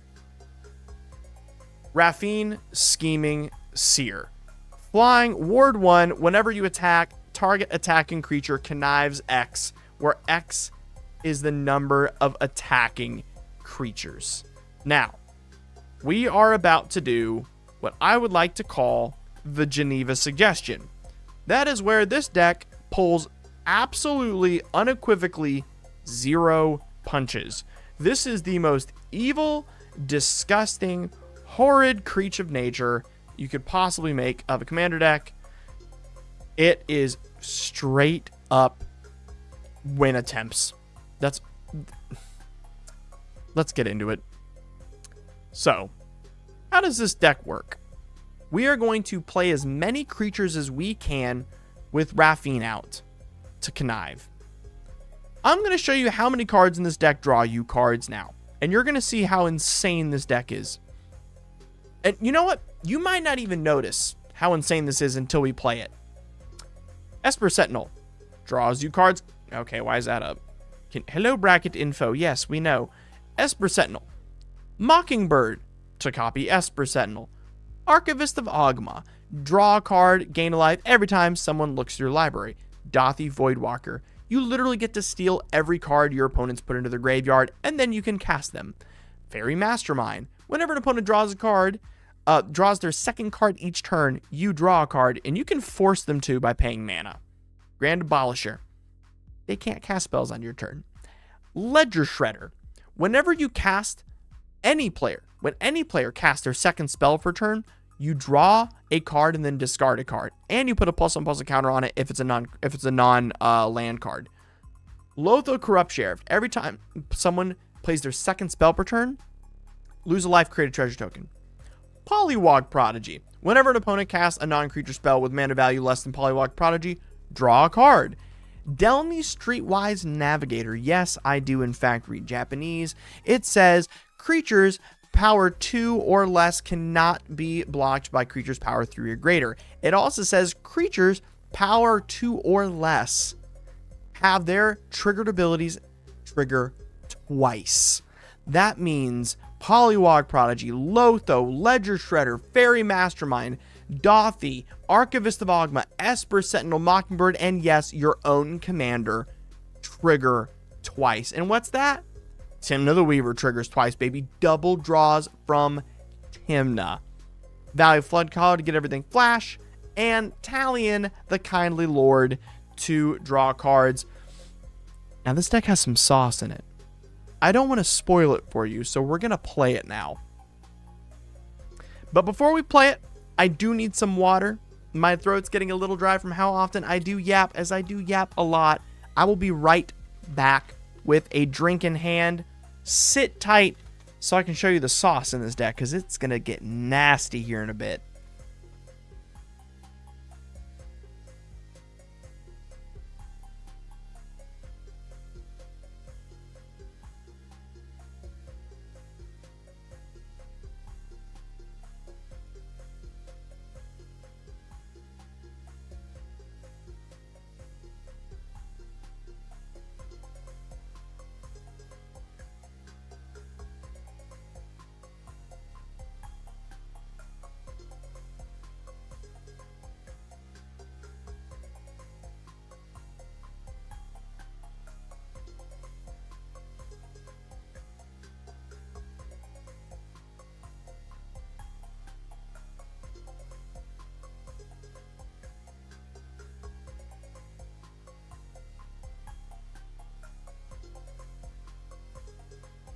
Baby.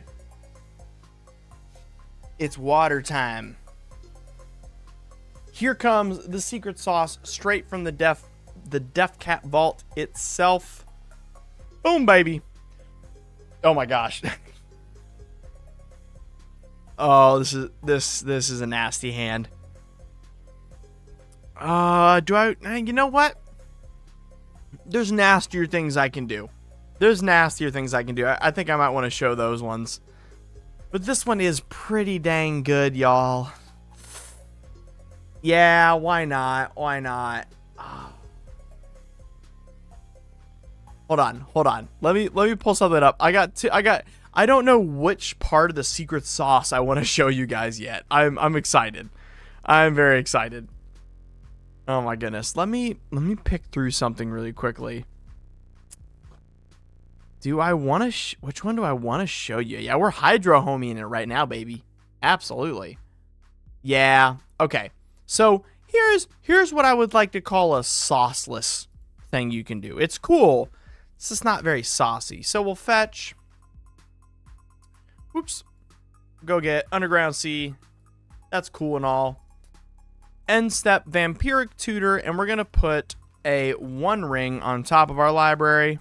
It's okay. Whatever. And then we're going to play Scrubland. We're going to play Mana Vault. And we're going to play a 1 ring. I mean, it's okay. Right? 1 ring. We have protection. We draw cards every turn. I think we can do better. Instead of the 1 ring, turn 2 Smothering Tithe. Now... most likely, we make, at minimum, 3 treasures before next turn. You know, it's okay. Arid Mesa. We'll go get our... it's not Scrubland. It's our... what's the other? Underground Sea, Scrubland, and Tundra. Tundra, duh. And that's tapped. So we can play our commander, and then we can easily play out our Mox Diamond, Sea of Clouds, and a Valley Flood Caller. I mean, it's okay. You know, it's alright. Untap everything for turn 4. We've probably made at least 4 treasures at this point from our freaking Smothering Tithe, let's be honest. I am about to laugh so hard. I am about to laugh so freaking hard. All right. Cast Grim Tutor.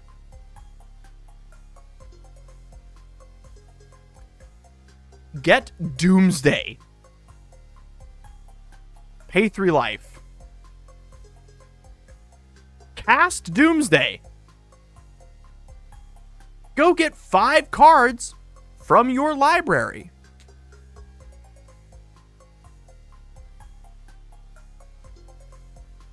We're going to get Thassa's Oracle. And who cares what else? We'll do Pact of Negation. The other 3 cards don't matter. Move all that crap to the graveyard. Attacking with Raphine.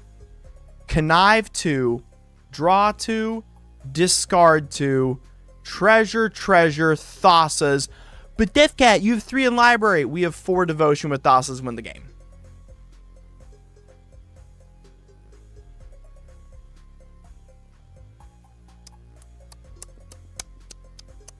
Yeah, it's pretty fun. You know, it's pretty fun. Again, this user selected Ultimate Evil, ha ha ha, make my friends angry. That is the deck we're playing. So again, I told you that was the sauceless version of what this deck can do. Let's find a saucy version of what this deck can do. Ooh, a personal tutor. Okay, not bad, not bad. We can do better though. Let's go to our second 7. So we have 2 lands, Lotus, Felwar, which is yeah, that's pretty good. Yeah, we can keep this hand. So this is our second 7. Let's draw. So, we had a backup Force of Will. No big deal. We'll Flooded Strand, and we're going to go get ourselves a Tundra for white blue. And then we're going to go Lotus Petal into Felwar Stone. Next turn, Otawara, Raphine. And we have Force of Will backup if need be. Next turn, attack in, Connive 1. Oh, look at that. Ad nauseum. Not bad, I guess. We'll put away the 1 ring. And we'll cast our, probably the Ranger Captain. No. It's the Voice of Victory, yeah. Cast Voice of Victory. Pretty good. Pretty good, right? Marsh Flats. We're going to go grab ourselves an Underground Sea. Attack him with Voice of Victory. It creates 2 warriors. And we get to connive 4 here. We get to connive 4 because of the warriors. So 1, 2, 3, 4. Oh, well, we won the game. This is the sauce. This is what I'm talking about. You put away the Valley Flood Collar, the Silence, the Force of Will, and the Pact and the Force of Negation. You don't need them because Voice of Victory is out. No one can cast spells on your turn right now. 1 black, Dark Ritual. You have 3 black open now. Guess what? 2 more, Ad nauseum.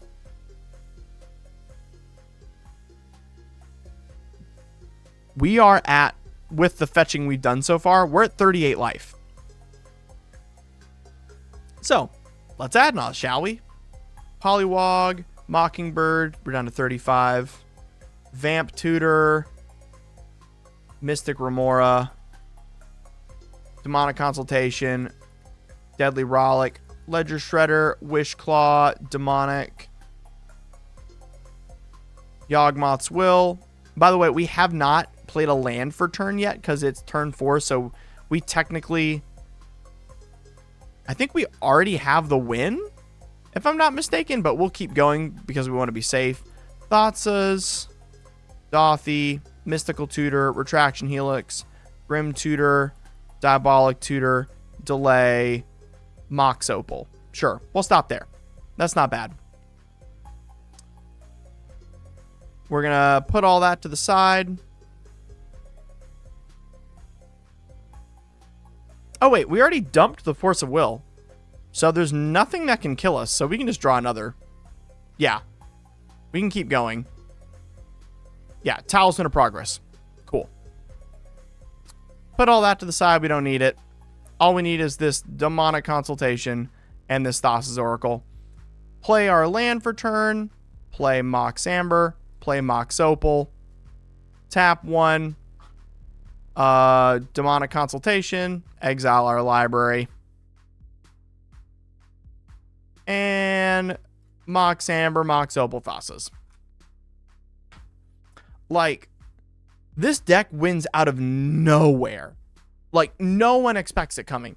And you have 3 ways to put a creature down early, like Voice of Victory. Yeah, Ad Nauseam is super fun to resolve. Absolutely. So you put a card down like Voice of Victory, or we already had another one in our hand, Ranger Captain of Eos, and you just put it down early game, and it doesn't matter. Like, they normally just sit there and stick.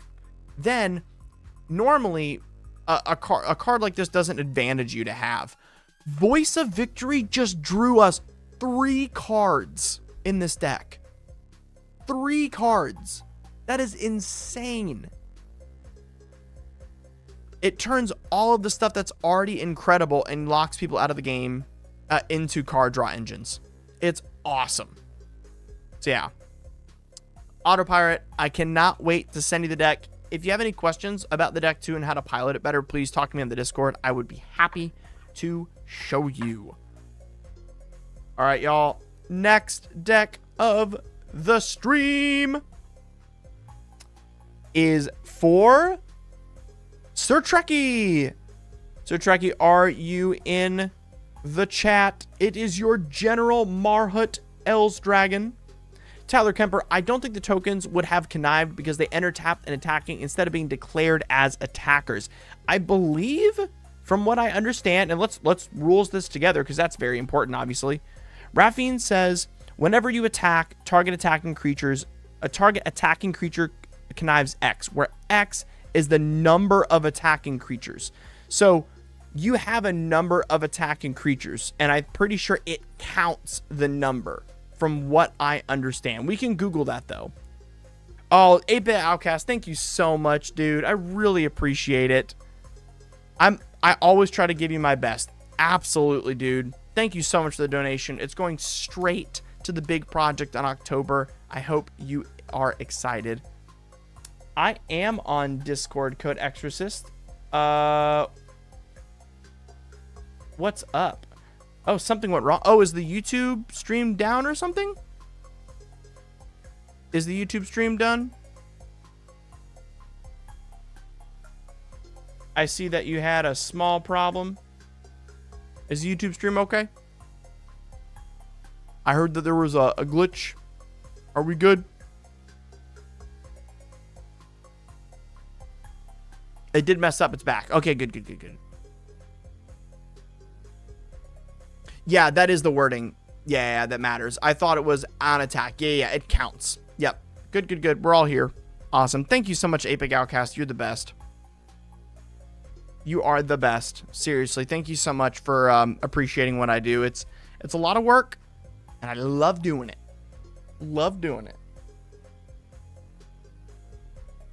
This deck right here is the one from my collection. It is the Raffine deck. Oh, Code, you're helping someone in Twitch chat right now. Sorry to bother you. I bought a custom deck a few weeks ago and got featured in last week's live, but I didn't get a link to the full list. Oh, Kaneva, yeah, you need to be on the Discord to get it. If not, I can just email it to you. Please send me your email, message it to me if need be. Do not worry. I got you. All right, y'all. It is time for our next deck. We're going to be going over Sir Trekkie's deck. Let's read the commander. Whenever a creature you control becomes blocked, it gets +3/+3 until end of turn for each creature blocking it. Oh, Tyler, yeah, you should have been drawing much more. That's awesome. That's going to be fun to play then. So I Oh yeah, read the request. Absolutely.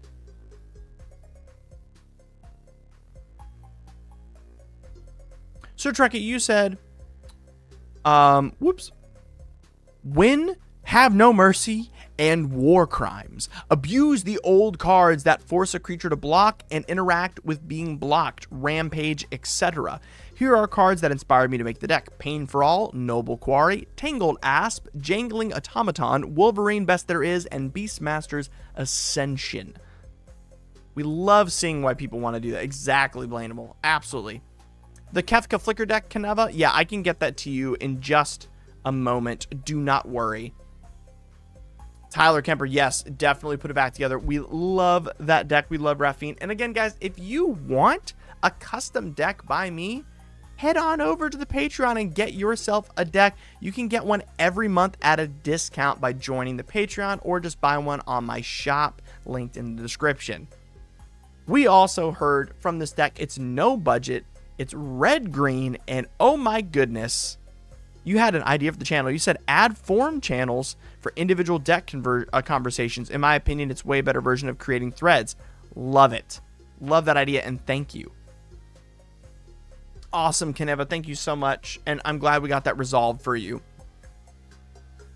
All right, y'all. Here we go. General Mahalt. So, we need to get this commander out early for this to be fun. You're not going to have fun with this commander unless you get it out early. I want to make that very clear because it requires layering of different effects that make each other like actively fun. So that's just step one with this deck. If you're ever going to play a deck like this and it's layered with the commander, you got to protect the commander and you need to make sure it gets out early. So we have 1, 2, 3, 4, 5, 6, 7, 8. 9, 10 things to do on turn 1 to help us do that. 11 with Ancient Tomb, technically. And I wanted to make sure, so we have a lot of mana dorks in the list in order to make that happen. But then we have all the things that make it really frustrating for our opponents. Breaker of Armies. All creatures able to block Break Master of Armies do so, or Breaker of Armies.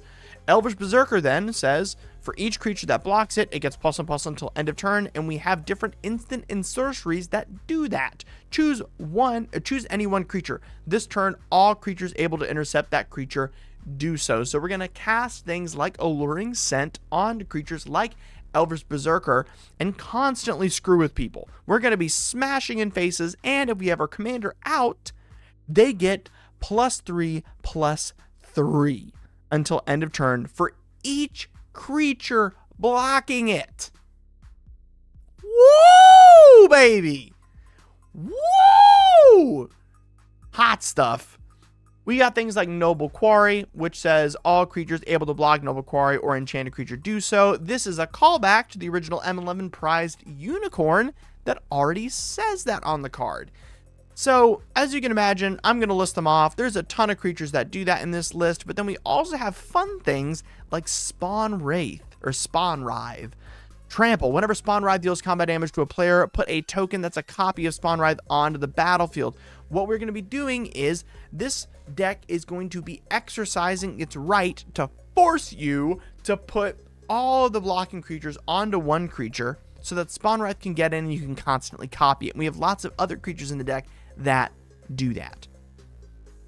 What is up? This deck will be added to your Gruul sticker cube. Absolutely. Samuel, what is up? How does it work with two creatures with block if able attack at the same time? So, I don't know. I've never run into that issue. Let's Google it. I'm not going to lie. I was like, I could probably make up a ruling. What happens if I have two creatures that say they must be blocked? What does it say? Google AI? Nah. Can player B double block one of the creatures and leave the other unblocked? No. Must block be able simply means that it has to be blocked by one or more creatures. It means that you have to explicitly make sure that all of them are blocked. Once all of them are blocked, they can choose which one they are blocked to. Awesome. That is how that works. Malacrosis, if confirmed, I'll close my DM with them. Oh, thank you, Malacrosis. And then Autopirate, hear me out. Ansrag the Quake Mole. Did I not put that in here? You genius. You dirty genius. Everyone, it is time for the Hear Me Out section. If you're new to the stream, get excited. It's time for a Hear Me Out from Autopirate. Let's get on over here. Ansrag the Quake Mole says, for 2 colorless, red-green, whenever Ansrag the Quake Mole becomes blocked, untap each creature you control. After this combat phase, there's an additional combat phase. How did I not put that in the deck? I knew it immediately once you said it. I was like, wait a minute. Genius. Genius, Autopirate. Love it. Love it, love it, love it. Awesome. I want to showcase some cards that maybe not be the most good. Just going to be honest with you. You know, Engulfing Slagworm says, whenever Engulfing Slagworm blocks or becomes blocked by a creature, destroy that creature. You gain life equal to that creature's toughness. It eats booty. It's funny. It's a cool worm. I think worms are cool. They don't make worms anymore, so I put it in the deck. You know, I like it. It's funny. Anyway, other than that, Kinera Charioteer says other creatures you control have trample. Now, this is insanely important, and I want to tell you why. Let's say you cast Alluring Scent onto Rabid Elephant. Rabid Elephant says whenever it becomes blocked, it gets +2/+2 until end of turn for each creature blocking it. Then our commander says it gains +3/+3 until end of turn for each creature blocking it as well. Let's say your friend has 12 1/1 fairies because they're playing a Layla and they're very quaint and cute and nice. If you give that mofo trample, if you give Rabid Elephant trample via, where did we put it? Kinera Charioteer, you're gonna do like 58 damage to their face. Or 60. It'd be 60, yeah. It's an extra 60 damage. It's so sick. What do you mean by they don't make worms? Ouroboros just made it in this set and we're kind of hot there. Oh, you're a good point. That's a good point. Worms did, in fact, just get a little bit of love. Very good point, Leon. Didn't think about that. But they're just not the traditional old worms we used to get near Mirrodin and like M11 back in the day. Not that that's a problem. Okay. We have a lot of cards that do what Alluring Scent says. We have Declare Dominance to do it. We have Emergent Growth. We have Roar of the Challenge. We have Taunting Challenge. And we have You've Been Caught Stealing. Tyler Kemper. Orin Frostfang is a very good idea for this deck. I do like that a lot. If you guys are not familiar with the card, we're going to do a little bit of Hear Me Out so you guys can see what's going on. Orin Frostfang says, for all of those who have not run into this gorgeous card, by the way, attacking creatures you control have Death Touch. Whenever a creature you control deals combat damage to a player, draw a card. And then, yeah, big time, baby. We love Orin Frostfang. Also, just insanely cool art.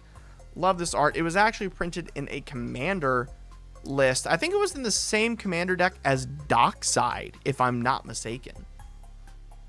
Oh, I did have Orin Frostfang in the deck. We're Gucci. I was about to say, how did I forget that? It's right here. Let's go.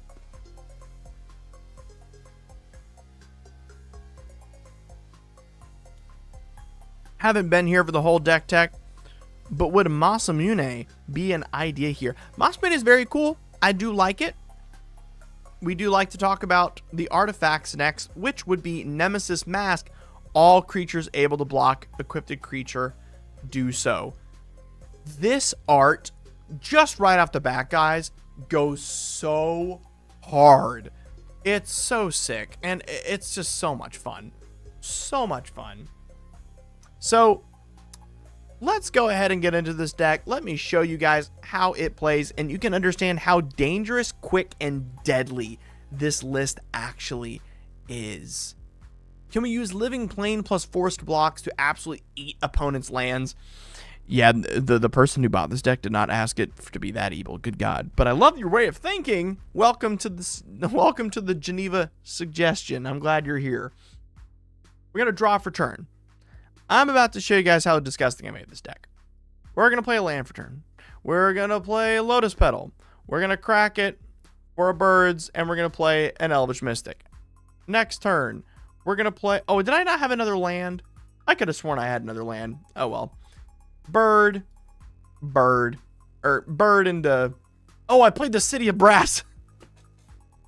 I was like, I could have sworn I had another land in hand. Sorry. Turn 2. Land, bing, bing, bing, bang, bong, general. Next turn. Yeah. Next turn, you can do a couple things. This is what I would prefer to do. I'm going to play the Boreal Druid, and then I'm going to attack in, and I am going to cast You've Been Caught Stealing before. Each creature blocks this turn if able, and you're going to attack in with your commander and do some massive freaking damage. Probably kill all their creatures. Next turn. Ooh. Which one do we want?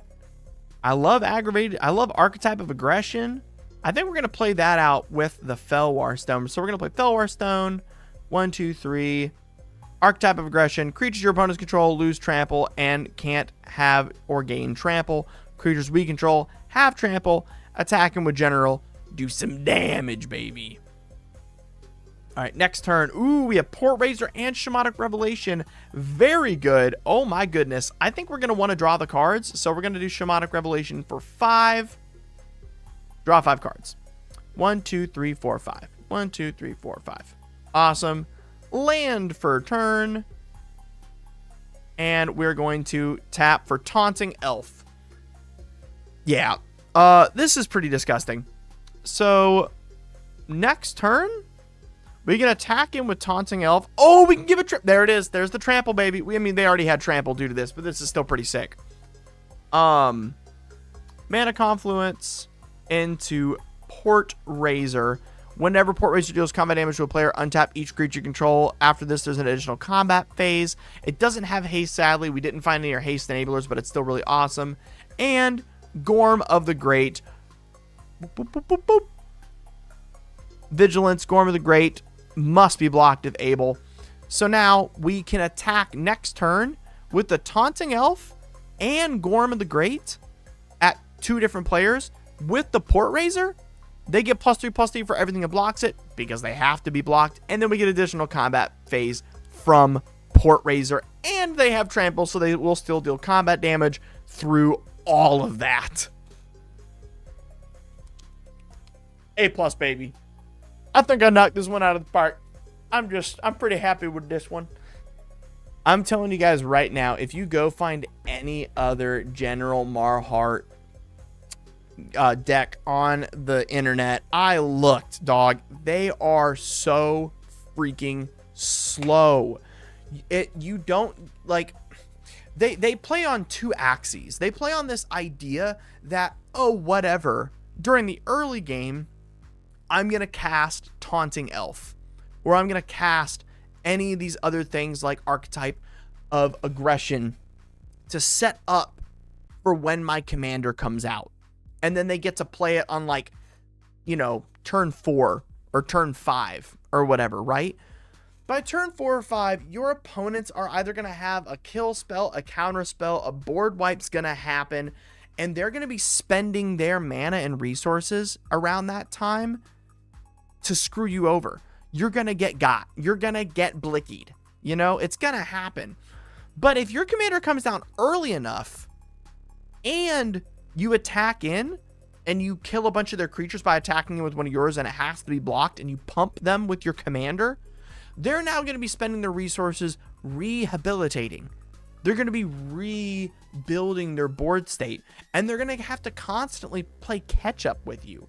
You're going to consistently be slamming the most horrifying threat imaginable every turn, and it's 1 mana.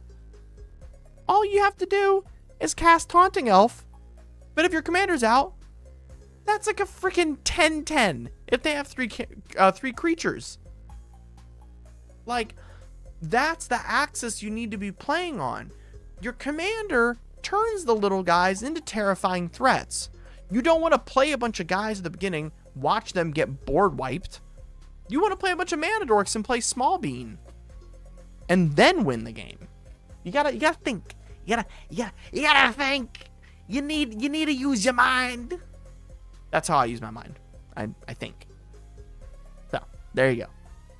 Also, I wonder, can I recently moved my green screen. Let's try something for a second. I just realized something.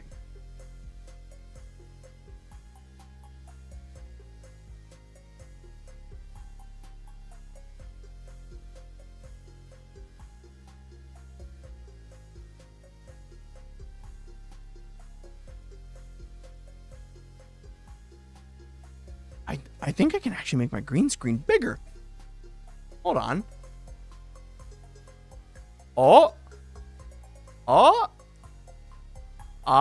There we go. More Def Cat. I'm less restricted. Look at me. I just realized that I moved the green screen earlier. I can extend my green screen now. I'm bigger. I'm better. Sorry, that's just fun to do. Alrighty, y'all. Our next deck of the day is for a very cherished member of the community. Everyone, give up some amens in the chat for Soul, baby. Everyone, big amens in the chat for Soul. So excited. So excited. Soul, you asked for, and I quote, Whoops. Soul, you asked for Miku, Font of Pop, also known as Giada, Font of Host. Codectress is doing some dishes. Soul, this is for you, bad boy. Everybody, I would like to let you know that they gave me a presentation for you guys. And we're just gonna pause the music for a second while we do this little presentation and put on something ominous. Because all I got sent when I got sent this, to be clear, was a link. I just got sent a link with a hey Def Cat. I made you something. And my wife was in my room at the time while I was working and saw me open it, and she was like, "What are you doing?" And I'm like, I don't know. I don't know what this is. And so let's put on a little bit of my old game soundtracks here. Let's find something ominous from my old game soundtracks. Let's see here.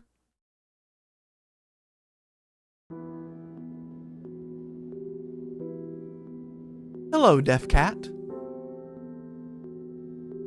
Now that you've created me 4 CDH decks. Oh, it's time to have some fun. Or some fun. Y'all, this set me over the moon when I opened this up. I was like, what is going on? I was so excited. Are you aware of a little manga known as Destroy All Humans? Yes, and I'm currently reading it, and it's freaking cute, and it's awesome. This month, you will create 3 manga decks for me. Boom, boom, boom.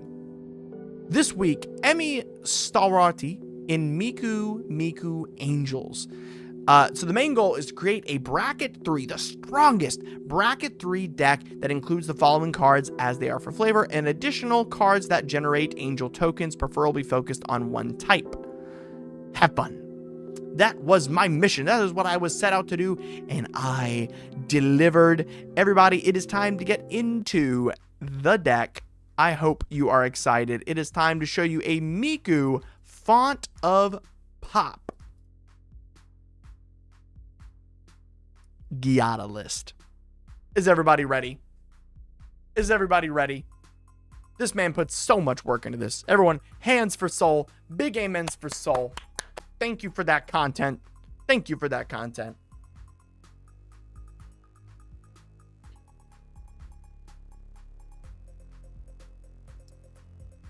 Giada, Font of Hope, also known as Miku, Font of Pop, says Flying, Vigilance. Each other angel you control enters with an additional +1/+1 counter on it for each angel you already control. That means the more angels we can get out, the bigger things get, baby. That's how you do it around here. That's how we do it. Let's get this all situated back to where it was. Oops. There we go. Okay, so Miku, Font of Pop, is a mana dork, and it grows all of our creatures, and it's only 2 mana. It's so freaking good. We have 37 angels in deck, or things that create angels and or act as angels and or make us mana, baby. And then of course Youthful Valkyrie, which is more Miku art, says whenever another angel enters the battlefield under you control, put a +1/+1 counter onto Youthful Valkyrie. This card is absolutely cracked, and we are going to be growing all of our angels very quickly. Very freaking quickly. It is not going to be a slow game. It's going to be a freaking angel feather snowball. Let me save Miku as our currently being kept commander on screen so that everybody can see it. Boom, boom, boom. But I'm going to talk about some spice cards. You guys know I puked a bunch of angels into this. I think we can understand that. Oh, heck yeah, Code Exorcist. Heck yes. So, spice card in this is Defiler of Faith. It says, as additional cost to cast white permanent spells, you may pay 2 life, and you get to take off one of the white pips. This helps so freaking much. And then, whenever you cast a white permanent spell, create a 1/1 white soldier token. Soul, what I'm recommending you do is make the rest of the Miku cast the soldiers, because this deck makes extra soldiers. So just as a thought. And then your Mikus get to be the angel tokens we're creating, which, spoiler, we're making a lot of angel tokens. Next, we are going to be looking at some more of the miracle cards. If you guys are familiar with this, where is it? Hold on. Angel making miracle.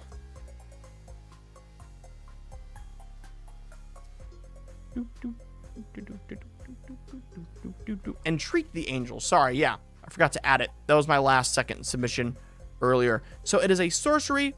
We want to be making angel tokens. Late game, we're going to have so much mana and ways to reduce mana costs. And plus, as long as we find this card as a miracle cast, it's going to be massive. It says create X 4/4 white angel creature tokens with flying. So late game, if you have like 7 mana on like turn 5, because you have 1 artifact plus your commander, you're going to make 5 4/4 white angel tokens. Yeah. So on turn 5, making 5 4/4 flying white angel tokens is pretty good, considering they're all going to come in with different grading +1/+1 encounters for every other angel you already control. They're going to be huge. So good. You're going to use Emi Solitari as the main angel token, but other Vocaloids for the other tokens. Nice. Yeah, I'm glad. All right, Tribute Milkman, thank you so much for checking in on stream. I very much appreciate it. I cannot wait to hear what you think of the rest of the decks from the VODs. Thank you very much. God bless you for coming. And then we have some awesome Gisa Brisella Voice of Nightmares action going on. So much fun. So we have some Haymaker large angels. But I want to get into the spice of this deck. We're making tokens. We've got Entreat the Angels, and then we have Speaker of the Heavens. It says tap, create a 4/4 white angel, creature token flying. Activate this ability only if you have gained at least 7 or more life. Or only if you have 7 life more than your starting total. That is very easy to do in this deck because we're playing Sarah Ascendant. It is a human monk, but it says as long as you have 30 or more life, which you're going to, it's commander, it is now a 1 mana 6/6 life link flyer. Instantly, almost instantly activating Speaker of the Heavens on turn 1. So disgusting. We also have Platinum Angel in order to not lose the game. We love that. But again, talking about more tokens, at the beginning of your end step, if you gain 5 or more life this turn, create a 4/4 White Angel token. And then for 6 mana, you can pump Resplendent Angel and it gains lifelink, so you can activate itself to do the thing. Very fun. Very, very, very fun.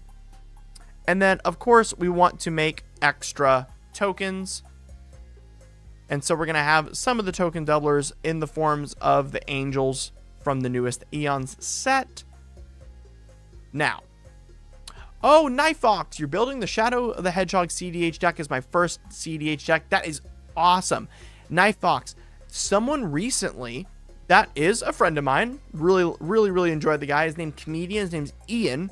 If you go online, he actually recently just got top 4 with a Shadow of the Hedgehog list. So mine might be a little bit more outdated from his. So check out Comedian Ian. Comedian MTG. He just almost won a tournament with his too. So see what his deck and my deck are. They'll probably be similar. But I'm very glad you enjoy it. Enjoy the deck. Memo, out of curiosity, would the strongest Bracket 3 Angels deck always be mono white, or would there ever be a chance of Orzhov Angels being at the same level? I think Giada will always be the strongest angel if you're looking to play angels. More fun play combos with no blue. Absolutely, Knife Fox. I love to hear that. More combos is good for the soul. So, Memo. Here's the blank slate around this. The deck that can play the most angels and be the strongest is Giada. It is Miku Fanta Pop. If you want deck that includes angels but is the strongest, that actually might be another deck. But then you would lose the flavor, so it's kind of no longer the, the angel deck. I hope that makes any sense, but that's kind of what I'm trying to explain. So let's show off what this deck can do, and I'm going to show you how fast this deck becomes disgusting. Let's restart, so y'all know I ain't cheating, and make a new hand. Oh, wow. Okay. Wait a minute. Oh, yeah. Defiler is amazing in Winota and Myrel. Absolutely, Dix the Lion. Absolutely. Dude, this is a risky hand, but I kind of love it. We don't have any card draw, but holy crap, we're going to be making very, very, very, very cheap angels this game. So I want to try it. Land, go. Land, Miku. Land, Pearl Medallion. Into any angel that is currently 3 CMC. Sadly, no angel that's 3 CMC in her hand. Oh, yeah. Okay. Oh my goodness. Oh my gosh. Dude. Okay. This is not the correct play. What I'm about to do is not the correct play. I want you guys to know that. I'm not being stupid. It's just cool, so I have to show you. It's turn 4, right? We're gonna do Wind Crystal for the meme. For the meme, okay? Oh my god, we drew the Defiler. It happened. It happened. Oh, this is hilarious. Okay. We're about to vomit our hand so hard, it's gonna make Epicac look like child's play. 1 mana by tapping Miku, Starnheim Aspirant. Our angels now cost 4 less to cast. 4 less to cast. That means Archangel of Thune, 2 mana. 2 mana, baby. But guess what?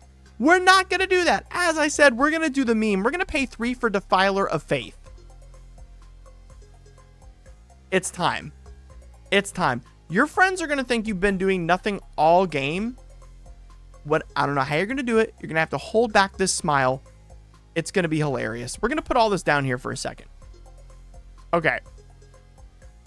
We're going to pay 2 life and tap our commander to play a 5 mana angel, it gets a +1/+1 counter on it because there's one other angel on the battlefield. And whenever you gain life, put a +1/+1 counter on each creature you control. We're then going to pay 2 mana and 2 life for Archangel of Tithes. It's going to enter in with 2 +1/+1 counters on it. And as long as it is attacking, it cannot be blocked by creatures less than its power. And then we're going to pay 1 mana and 2 life for a 6 mana Valkyrie Harbinger.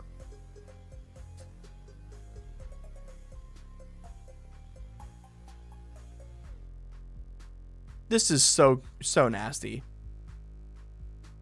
Ain't it already free? I mean, Archangel. What do you mean free? It's 4 colorless mana, 4 generic mana less, and then you can pay life for the white. As long as Archangel Titan is untapped, yeah, generic, exactly. So this comes in with 3 +1/+1 counters on it. Awesome. Now, at the beginning of each end step, if you gain 4 or more life this turn, create a 4/4 white angel creature token with flying and vigilance. So, we're going to go to our next turn, play a land, and then when it says, whenever you gain life, put a +1/+1 counter on each creature you control. We're going to tap out for Heliod's Intervention, and we're going to gain what? And pay 2 life. 1, 2, 3, 4, 5. So we're gonna gain 5 life. 2, 3, 4, 5. Put a +1/+1 counter on every creature we control. Add a counter. Add a counter. Add a counter.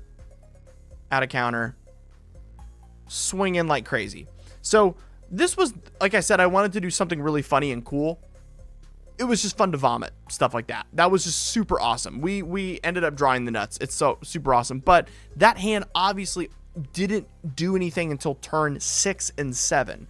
We want something that does something faster than that. That's kind of the point of the deck. We don't want to be sitting here being bored.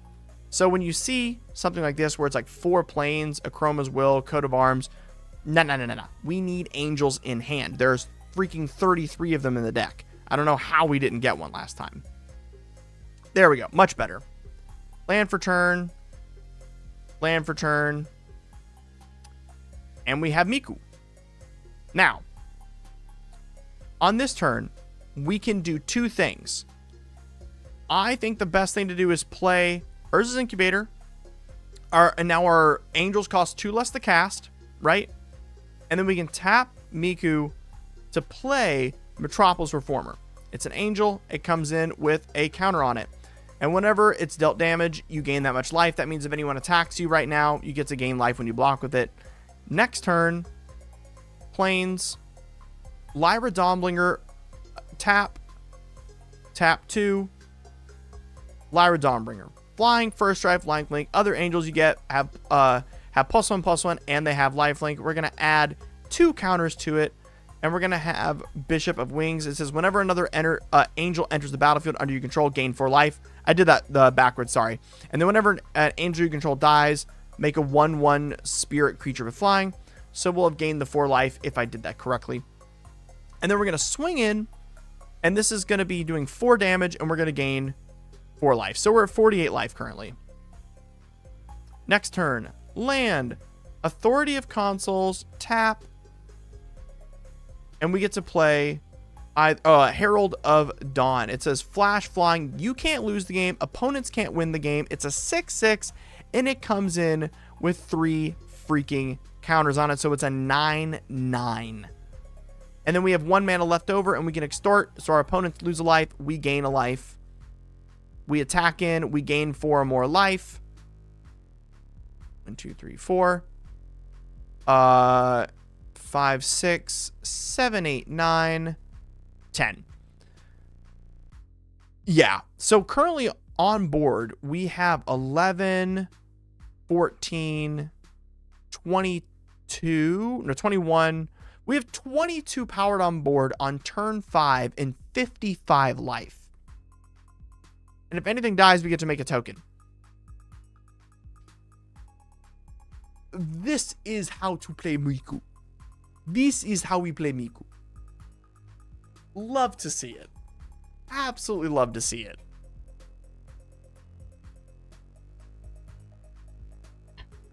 Just nasty. And again, Miku decks are so much fun. Let's look into the list for a second. We want to be finding some really exciting cards. We didn't find them, sadly, this time. But just to show you what like a very fun game with this deck would be if it ever happens to you real quick. And this has happened to me when I was testing it earlier. Let's say this happens to you next turn, and this has happened to me twice now. It's late game. Entreat of the Angels. 1, 2, 3, 4, 5. We're gonna make, and then it's one less. We're gonna make 4 angels, right? We have 1, 2, 3, 4, 5, 6 angels out right now. So all of these come in with 6 1/1 counters on them. It's nasty. Oscar Kilgore, sup bro? Saw your recent Marty Mommy video. Instant fan. Heck yes. Heck yes. Well, Oscar, as you and maybe some other people currently watching might be a little bit new, welcome to DefCat MTG streams. This is Commander Rehab. This is a stream where I show you all the decks that I made, you guys. I made 8 custom decks this past week. All of these decks were made for patrons. So if you want to get your own custom deck or maybe even your own full video, go check out the Patreon. Oh my goodness, y'all. We have some extra stuff coming out here soon. My editor just got back to me. I have hired an editor and they just completed the first video. They just need me to send them a couple things. Very excited. Oh, the 7-card combo video when? We have one more video till it's out. One more video. This one is a patron video that someone bought. That's coming out. It is a Cody deck. That's the next deck coming out on the channel. Then after that is the 7-card demon combo. The blind demon is coming as the next video. Very excited. All right, Landoran, thank you so much for coming into stream, dude. It is time for our next deck. Everybody, it's your favorite mini hand mommy. It's Rev Tithe Extractor for Wacky Pizza Man. Rev Tithe Extractor says, whenever you attack, target creature gains death touch until end of turn. Whenever one or more creatures you control deal combat damage to a player, create a treasure token. Then look at the top card of that player's library, exile it face down. You can cast it for as long as it remains exiled, baby. It is so much fun. But even more fun is reading why you asked me to make you this deck. Wacky Pizza Man, let's get over to your submission form. This is what submission forms look like for those of you interested in getting a deck made for you. Let's get this up here. You are number...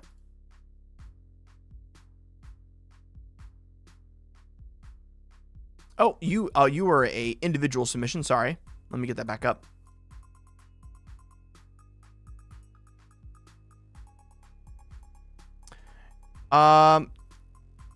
You said Geneva suggestion for this deck. That means I get to do whatever I want. And then you said whichever you felt was perfect. Ignore colors. I want to be evil and play my opponent's cards. This is the deck that's going to do it the most. You said your ideal date and preferred coffee order. I think you gave it last time, but my alcoholic beverage of choice is a wheat beer or any cocktail with mango. Woo, mango cocktails. We love that. Absolutely. I'm also more of a Pinot Noir guy. Woo, we like a good wine enjoyer.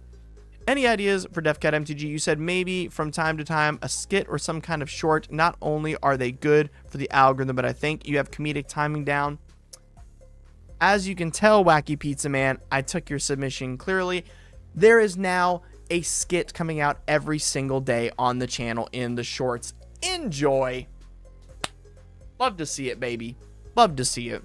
So we do have that. Free reign from Wacky Pizza Man. Rev Tithe Extractor. This deck is best shown by playing it. I don't want to spoil how disgusting it is.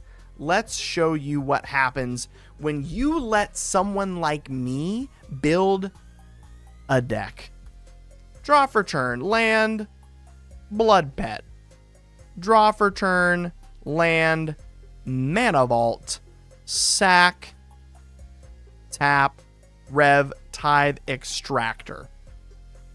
The Mana Vault is now tapped. We're going to tap in, attack, steal a card, make a treasure token. We're going to sack that, tap, make a Dothy Warlord. So, DefCat, how am I supposed to test this deck if I can't see anything? We're going to steal from the other decks we have been playing. So, let's go to, for example, this would be in a game. This is evil. You stole a swamp this time. Boo-hoo. Happens. But, it's turn 2. We're attacking in. Let's make 2 more. You got a windfall. Okay. Okay. You got a windfall. Oh yeah, you got to draw for turn as well. Sorry. Make 2 treasures. We're going to... Ooh, do we want to cast Windfall here? Ooh, I think we do. It'd be pretty fun. Let's cast Windfall. Let's put all this into our graveyard. And we're going to draw 7.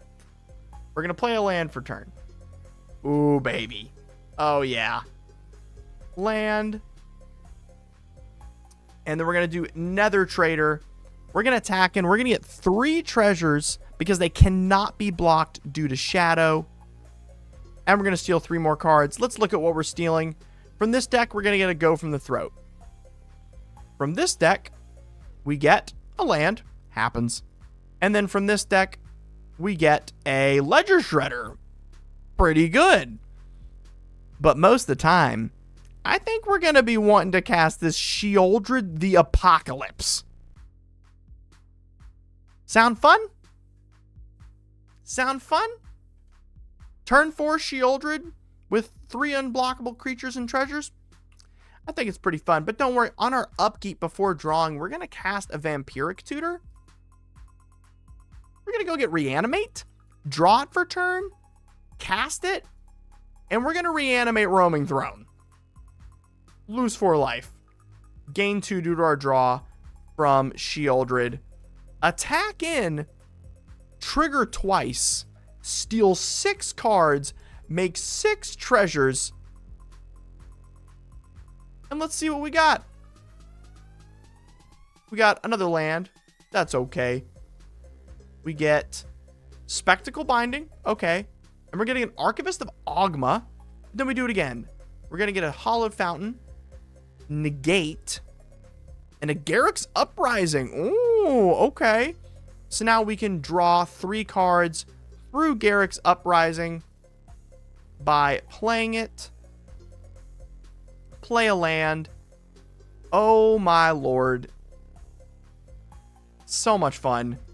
Dothy Voidwalker into Swiftfoot Boots. And we have a Deadly Rollick to cast whenever we want to. If you want to truly mess with your friends, we've cooked, my friend. Ratman, King of the Sewers, thank you for subscribing on Twitch. I very much appreciate you. Welcome to the Kitten Court. Very excited to have you. And if you want a custom deck made, my friend, head on over to the Patreon in the links in the description. Excited to have you here. Let's play another hand of Rev. This deck is insanely fun, and I got a lot of dumb stuff to do with it. Okay, this is really funny. Turn 1, Ginger Brute, haste, hit someone for 1 because it's funny. Turn 2, we're going to play a land. Culling the Weak, the Ginger Brute. Rev. So turn 2 Rev. Nothing, nothing too nuts. Whatever. Attack with Rev. Make a treasure. Steal a card. Oh, just, a taunting elf. Pretty damn good. Allowing all of your creatures to get in. Oops, sorry. And then we're going to use all that to cast Roaming Throne. Soul Ring. Attack in. A trigger twice. Make 4 treasures. Dear God. Oh, dear God. Steal 4 cards. Marsh Flats, Windswept Heath. Oh, we got 4 lands. Oh, it's okay, because guess what? We're going to cast Hatred. Pay X life, target creature gets plus X plus O till end of turn, and then we'll Deadly Rollick someone's random creature for why not. And then we're going to cast Dothy Horror for an unblockable creature going into our next turn. Oh, we got a crick. Oh, we got a crick off the top, baby. This deck is just nasty. It's just nasty. Wacky Pizza Man. Enjoy being the devil inside people's heads. Enjoy destroying people's decks. And most of all, enjoy playing their decks. What else do I have to say for myself? This is toxic. This is very toxic. Absolutely. And we love that around here. We really do. Welcome to the Kitty Committee. Apic Outcast, LMAO. We'll cast Hatred. Yeah, casting Hatred is hilarious. It's so much fun. It's so much fun. Oh my goodness. I'm going to show you some of the spicier cards in this list before we move on, as we did not go over the deck in full. Let me show you what I have done. Ancient Brass Dragon being one of them, allowing you to not only steal the cards from their libraries, we should be stealing it from their graveyards as well, because again, we are going for the ultimate evil supreme mini hand mommy Ragavan Matters deck. Of course, I included my favorite black card in the entire game, Dark Confidant. Well, Yawgmoth Soul is my favorite black card, but Dark Confidant's amazing. Yes, Wacky Pizza Man, absolutely record it. We would love to see that in the Discord. Spicy, spicy. You're going to have a lot of black pips in this deck, so I am running Gray Merchant in order for you to gain life, as well as with your Sheoldred and your Veto. That way, whenever you gain life, your opponents will lose that much life. Very fun 2-card combo. Scheming Symmetry. God bless, one of your opponents is not going to read your commander. You're going to cast Scheming Symmetry. They're going to put their favorite card on top of their library, and then you're going to steal it. Just evil. Just evil. Not only that, let's say you just can't find that card you know your friend's packing in their deck. Go steal it with Praetor's Grasp. Yoink. Also, welcome, Thresharar. The Shar. Welcome. I have dyslexia, by the way. Obviously, we have a lot of creatures that we're going to steal from other people that we're not going to care about. There's going to be a random elf. There's going to be a random elephant. There's going to be a random merfolk. Sack it to Costly Plunder. Sack it to Deadly Dispute. Sack it to Culling the Weak. Sack it to Village Rites. Draw some cards. Make some mana. Bing, bang, boom, baby. Right? You thought Gonti was good. Rev blows Gonti out of the dang water. Rev might as well walk in, kick him off his seat, and sit down. That basically should have been the art for this card. Honestly.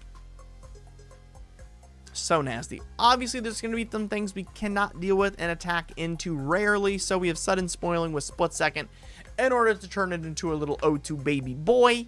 Get it out the way. We ain't around here for... We ain't around for that. We ain't around for that. We want to get around it. It's not our thing. Not our thing. We want to make also it fun to know and terrorize your friends. Now, Wacky Pizza Man, you are going to be able to cast Lantern of Insight, and every player is going to have to play with their top card revealed, and you are going to get to look at everyone's libraries before you steal, so you know who to attack into, as long as you don't have 3 attackers, in which case you're going to be attacking into anyone's anyway. Very awesome. Yes. So the P.O. box is officially open. So what I'm going to be doing is I'm going to be sending out a big referral thing. And so everyone's going to be able to send me their commander. And then when you send me your commander, I'm going to sign it for you. I'm going to include a bunch of stickers and goodies and send it to you back. That is now going to be a part of the Patreon for free. Last but not least, we have an alternate win con of Revel in Riches. It says whenever a creature an opponent control dies, create a treasure token, and then at the beginning of your upkeep, if you control 10 or more treasures, you win the game. Why not? So, by the way, guys, if you're not a part of the Patreon and you want me to make you something this disgusting, head on over. Get yourself a deck made every single month at a discount by joining the Duke tier. Or join a higher tier to get an entire video made for you. Everybody, it is time for the last deck of the day for Django. The Django, you ordered what I would like to call Shadow Wizard Money Gang. That is quite literally all the request form had to say on it. Guys, I made Shadow Wizard Money Gang. Someone finally asked me to make it for them. Again, this is one of those lists that I like to play first, show later. I hope you're freaking excited. Let's get into Shadow Wizard Money Gang. Dear God. Well, quite a turn one. It's quite a freaking turn one. Draw. Are the list availables for patrons only? That is correct, as these lists are private to the people who purchased them. Oscar, I'm going to let you know right now, everyone who's bought a list from me has opted into sharing it, except for 3. And I want to give people the level of privacy if they want it. So what happens is you go to the Discord, you can pay to access all the decks by signing up for your own custom deck. Then you get all the decks. There's an entire deck list database on the Discord. Or you can ask them to share it privately. We're going to fetch. We're going to go get ourselves a Battlelands. No, we're not. We're going to go get ourselves a Volcanic Island. And then we're going to cast Preordain. Scry 2, draw a card. We like both of those. We like both those very much. We're going to draw that, and we're going to put Ottawa to the bottom of our library. Wacky Pizza Man. Thank you. Oh my goodness. I'm glad you love your delicious deck. Truly cooked to perfection. Not as cooked as your pod as when they hit the Geneva suggestion, baby. I cannot wait. I cannot wait to hear from your pod. The screams of the damned. Music to my ears. That is awesome. I'm glad you enjoyed. It's going to be awesome. Have fun with the deck. Oh my goodness. Big amens. Thank you, Wacky Pizza Man. Big amens in the chat, everybody. Big amens in the chat. Thank you so much for funding the massive project we have coming this October. Very much appreciated. So we're going to do Chrome Mox, Molten Duplication, Skirk Prospector. Yeah. Next turn, we're going to play out the Mana Vault. We're going to do the Luxury Suite, Urza's Incubator, 1 red for Misceladon Elder. It's a human wizard that says, when this creature enters, create an 0/1 black wizard creature token with whenever you cast a non-creature spell, deal 1 damage to each opponent. We make the wizard. The wizard triggers. We tap, make a mana, make a copy of Misceladon Elder. And then it says, when another non-token wizard enters the battlefield under your control, if a Nala Ritualist is in the command zone, we can pay 1. Thankfully, this doesn't go infinite. That would be too easy. We're going to sack our Skirk Prospector, make a red, and... Oh, we already did that. Never mind. We don't have to sack the Skirk Prospector. We get to keep it. And we make another wizard token, though, which is really awesome. Yippee! Where's the wizard token? There we go. Awesome. Next turn, we're going to tap 2. We're going to play Grim Monolith, and we're going to do 2 damage to each opponent. We're going to tap. We're going to play our Lotus Petal, do damage to each opponent. Easy peasy. Ooh, Mana Echoes. Sack, play Mana Echoes. Whenever a creature enters the battlefield under your control, you make any number of colorless mana. That'll go very... So, I did not include any infinites in this deck. The point of this deck is just to constantly burn people out. That's the fun we're having with this list. So we're going to instantly deal another 2 more damage and attack in. That one's gone, by the way. The token goes away at the end step. And now, whenever we draw anything, we do 2 damage to each opponent and we make mana every single turn. Snapcaster, we're going to go get back Preordain, make a copy of it, deal damage with our wizards, and then we're going to create extra mana due to mana echoes. So, oh, where did Snapcaster go? There he is. Sorry. So Snapcaster, copy a Snapcaster. We're going to bring back our Preordain. And then we cast it. Scry 2. We're going to put those to the bottom of the library. And we're going to draw. Oops. And then we're going to do it again. Scry 2. We're going to put Archmage. Put that to the bottom. And we draw Archmage. And then we're going to play Archmage. And then we're going to make a copy of Archmage.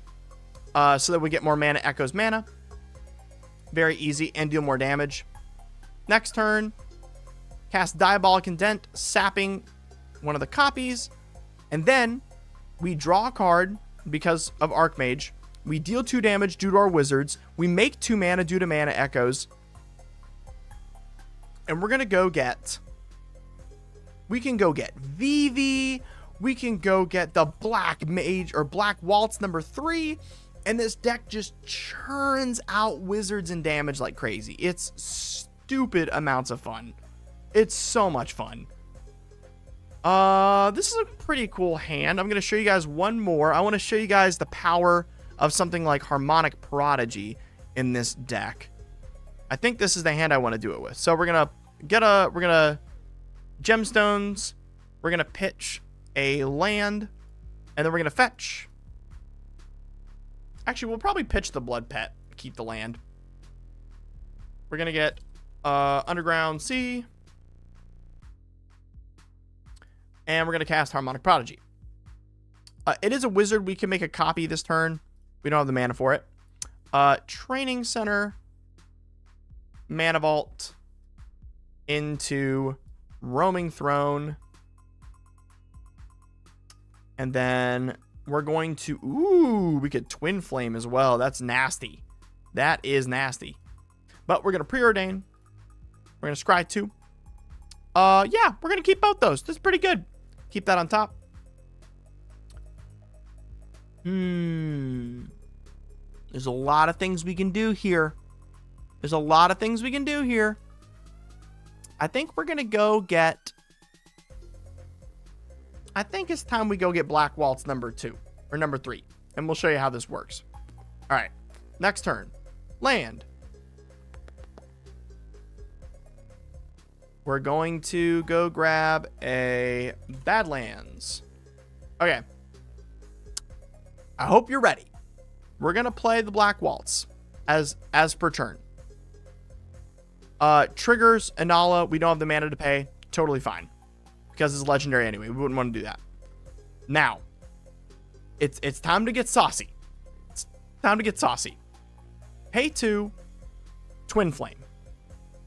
Twin Flame will copy Harmonic Prodigy.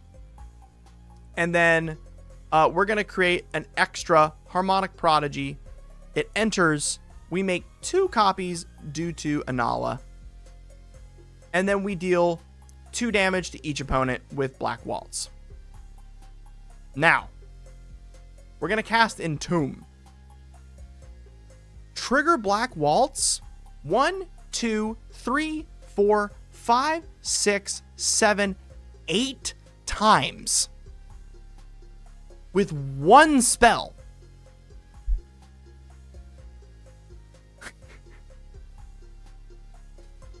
Deal 16 damage to each opponent. We'll cast Arcane Signet. 16 damage to each opponent. Ugh. Dude, this is disgusting. And it also triggered multiple times for Twin Flame, but I wanted to show you the height of it because Roaming Throne. So Roaming Throne makes Harmonic Prodigy trigger twice, plus Black Waltz. But it was during the cast. But yeah, it would have triggered 1, 2, 3, 4, 5 times. It would have triggered 5 times with Twin Flame. Just disgusting. Just disgusting. Guys, that is all I have for you for this stream. How we feeling about that? How we feeling? Was that fun? Was that a good day? Was that a good day, everybody? I feel so loved. I feel so, like, inspired by you guys. So thankful. It is such a blessing to be able to do this, genuinely. And I can't wait to continue making you more decks every single week. So if you guys haven't gotten one, go to that Patreon, sign up, y'all. This is a blast. We have a huge project coming in October, like I said. I'm very excited. So if you guys are enjoying the stream, get ready. There's going to be a massive giveaway in October, just absolutely huge. So make sure to be ready. I'm going to be streaming every single day from October 6th to Friday the 10th. So Monday, October 6th to Friday the 10th. I hope you're ready. We're going to be doing box openings. We're going to be doing tons of stuff. Oh, Kanan, your deck got moved to Thursday because I'm still brewing on it. I had some extra ideas I wanted to get down. Today's lists were for Landoran, Enduring Dev, Otter Pirate, Samuel, Sir Trekkie, Soul, Django, and last but not least, Wacky Pizza Man. But yes, you are on Thursday. Everyone, thank you so much for watching. I appreciate you so much. As per usual, I'm going to go check our forum that we have for prayer requests. See who we need to be praying for in the community here. And if you have one, please go and ask. So we're gonna pray for these 3 other ones that we've already had. And I'm gonna pray us out for the stream, y'all. But thank you so much for watching. It's been such a blessing, and you guys just enrich my life so much. Everybody, let's sit down and pray for a second. Lord, thank you so much for the stream. Thank you so much for this amazing community. Thank you so much for their support. Thank you so much for their creativity, their acceptance of me. I'm glad we're fostering an environment like this. It's incredible. Lord, I want to pray for 8-Bit, for Zach, and for Haley. We want to pray for Haley's grandmother. We want to be praying for Zach's corgi, and we also want to be praying for 8-Bit's mother. Everyone in this community is a part of something greater because of you, Lord. Thank you so much for the time and effort everyone has put in, as well as their response to my time and effort I have put in. In your great name we pray. Amen. Guys, thank you so much for watching. I can't wait to see you this Thursday for our next stream. We got a ton of decks coming. So excited for the merch store to finally drop. It's been so awesome to do it. Thank you guys for watching, and I will see you in the next stream. Bye-bye. See you, everybody. Bye-bye. Oh, what happens if we request a commander deck that already matches requests you had already built? If it matches it perfectly, I'll be very shocked. That has not happened yet. Do not worry. I highly doubt you will perfectly match. Perfectly matching will be very difficult. There will be a lot of things you have to. Bye-bye. See you, everybody. Have a good rest of your day. Bye-bye.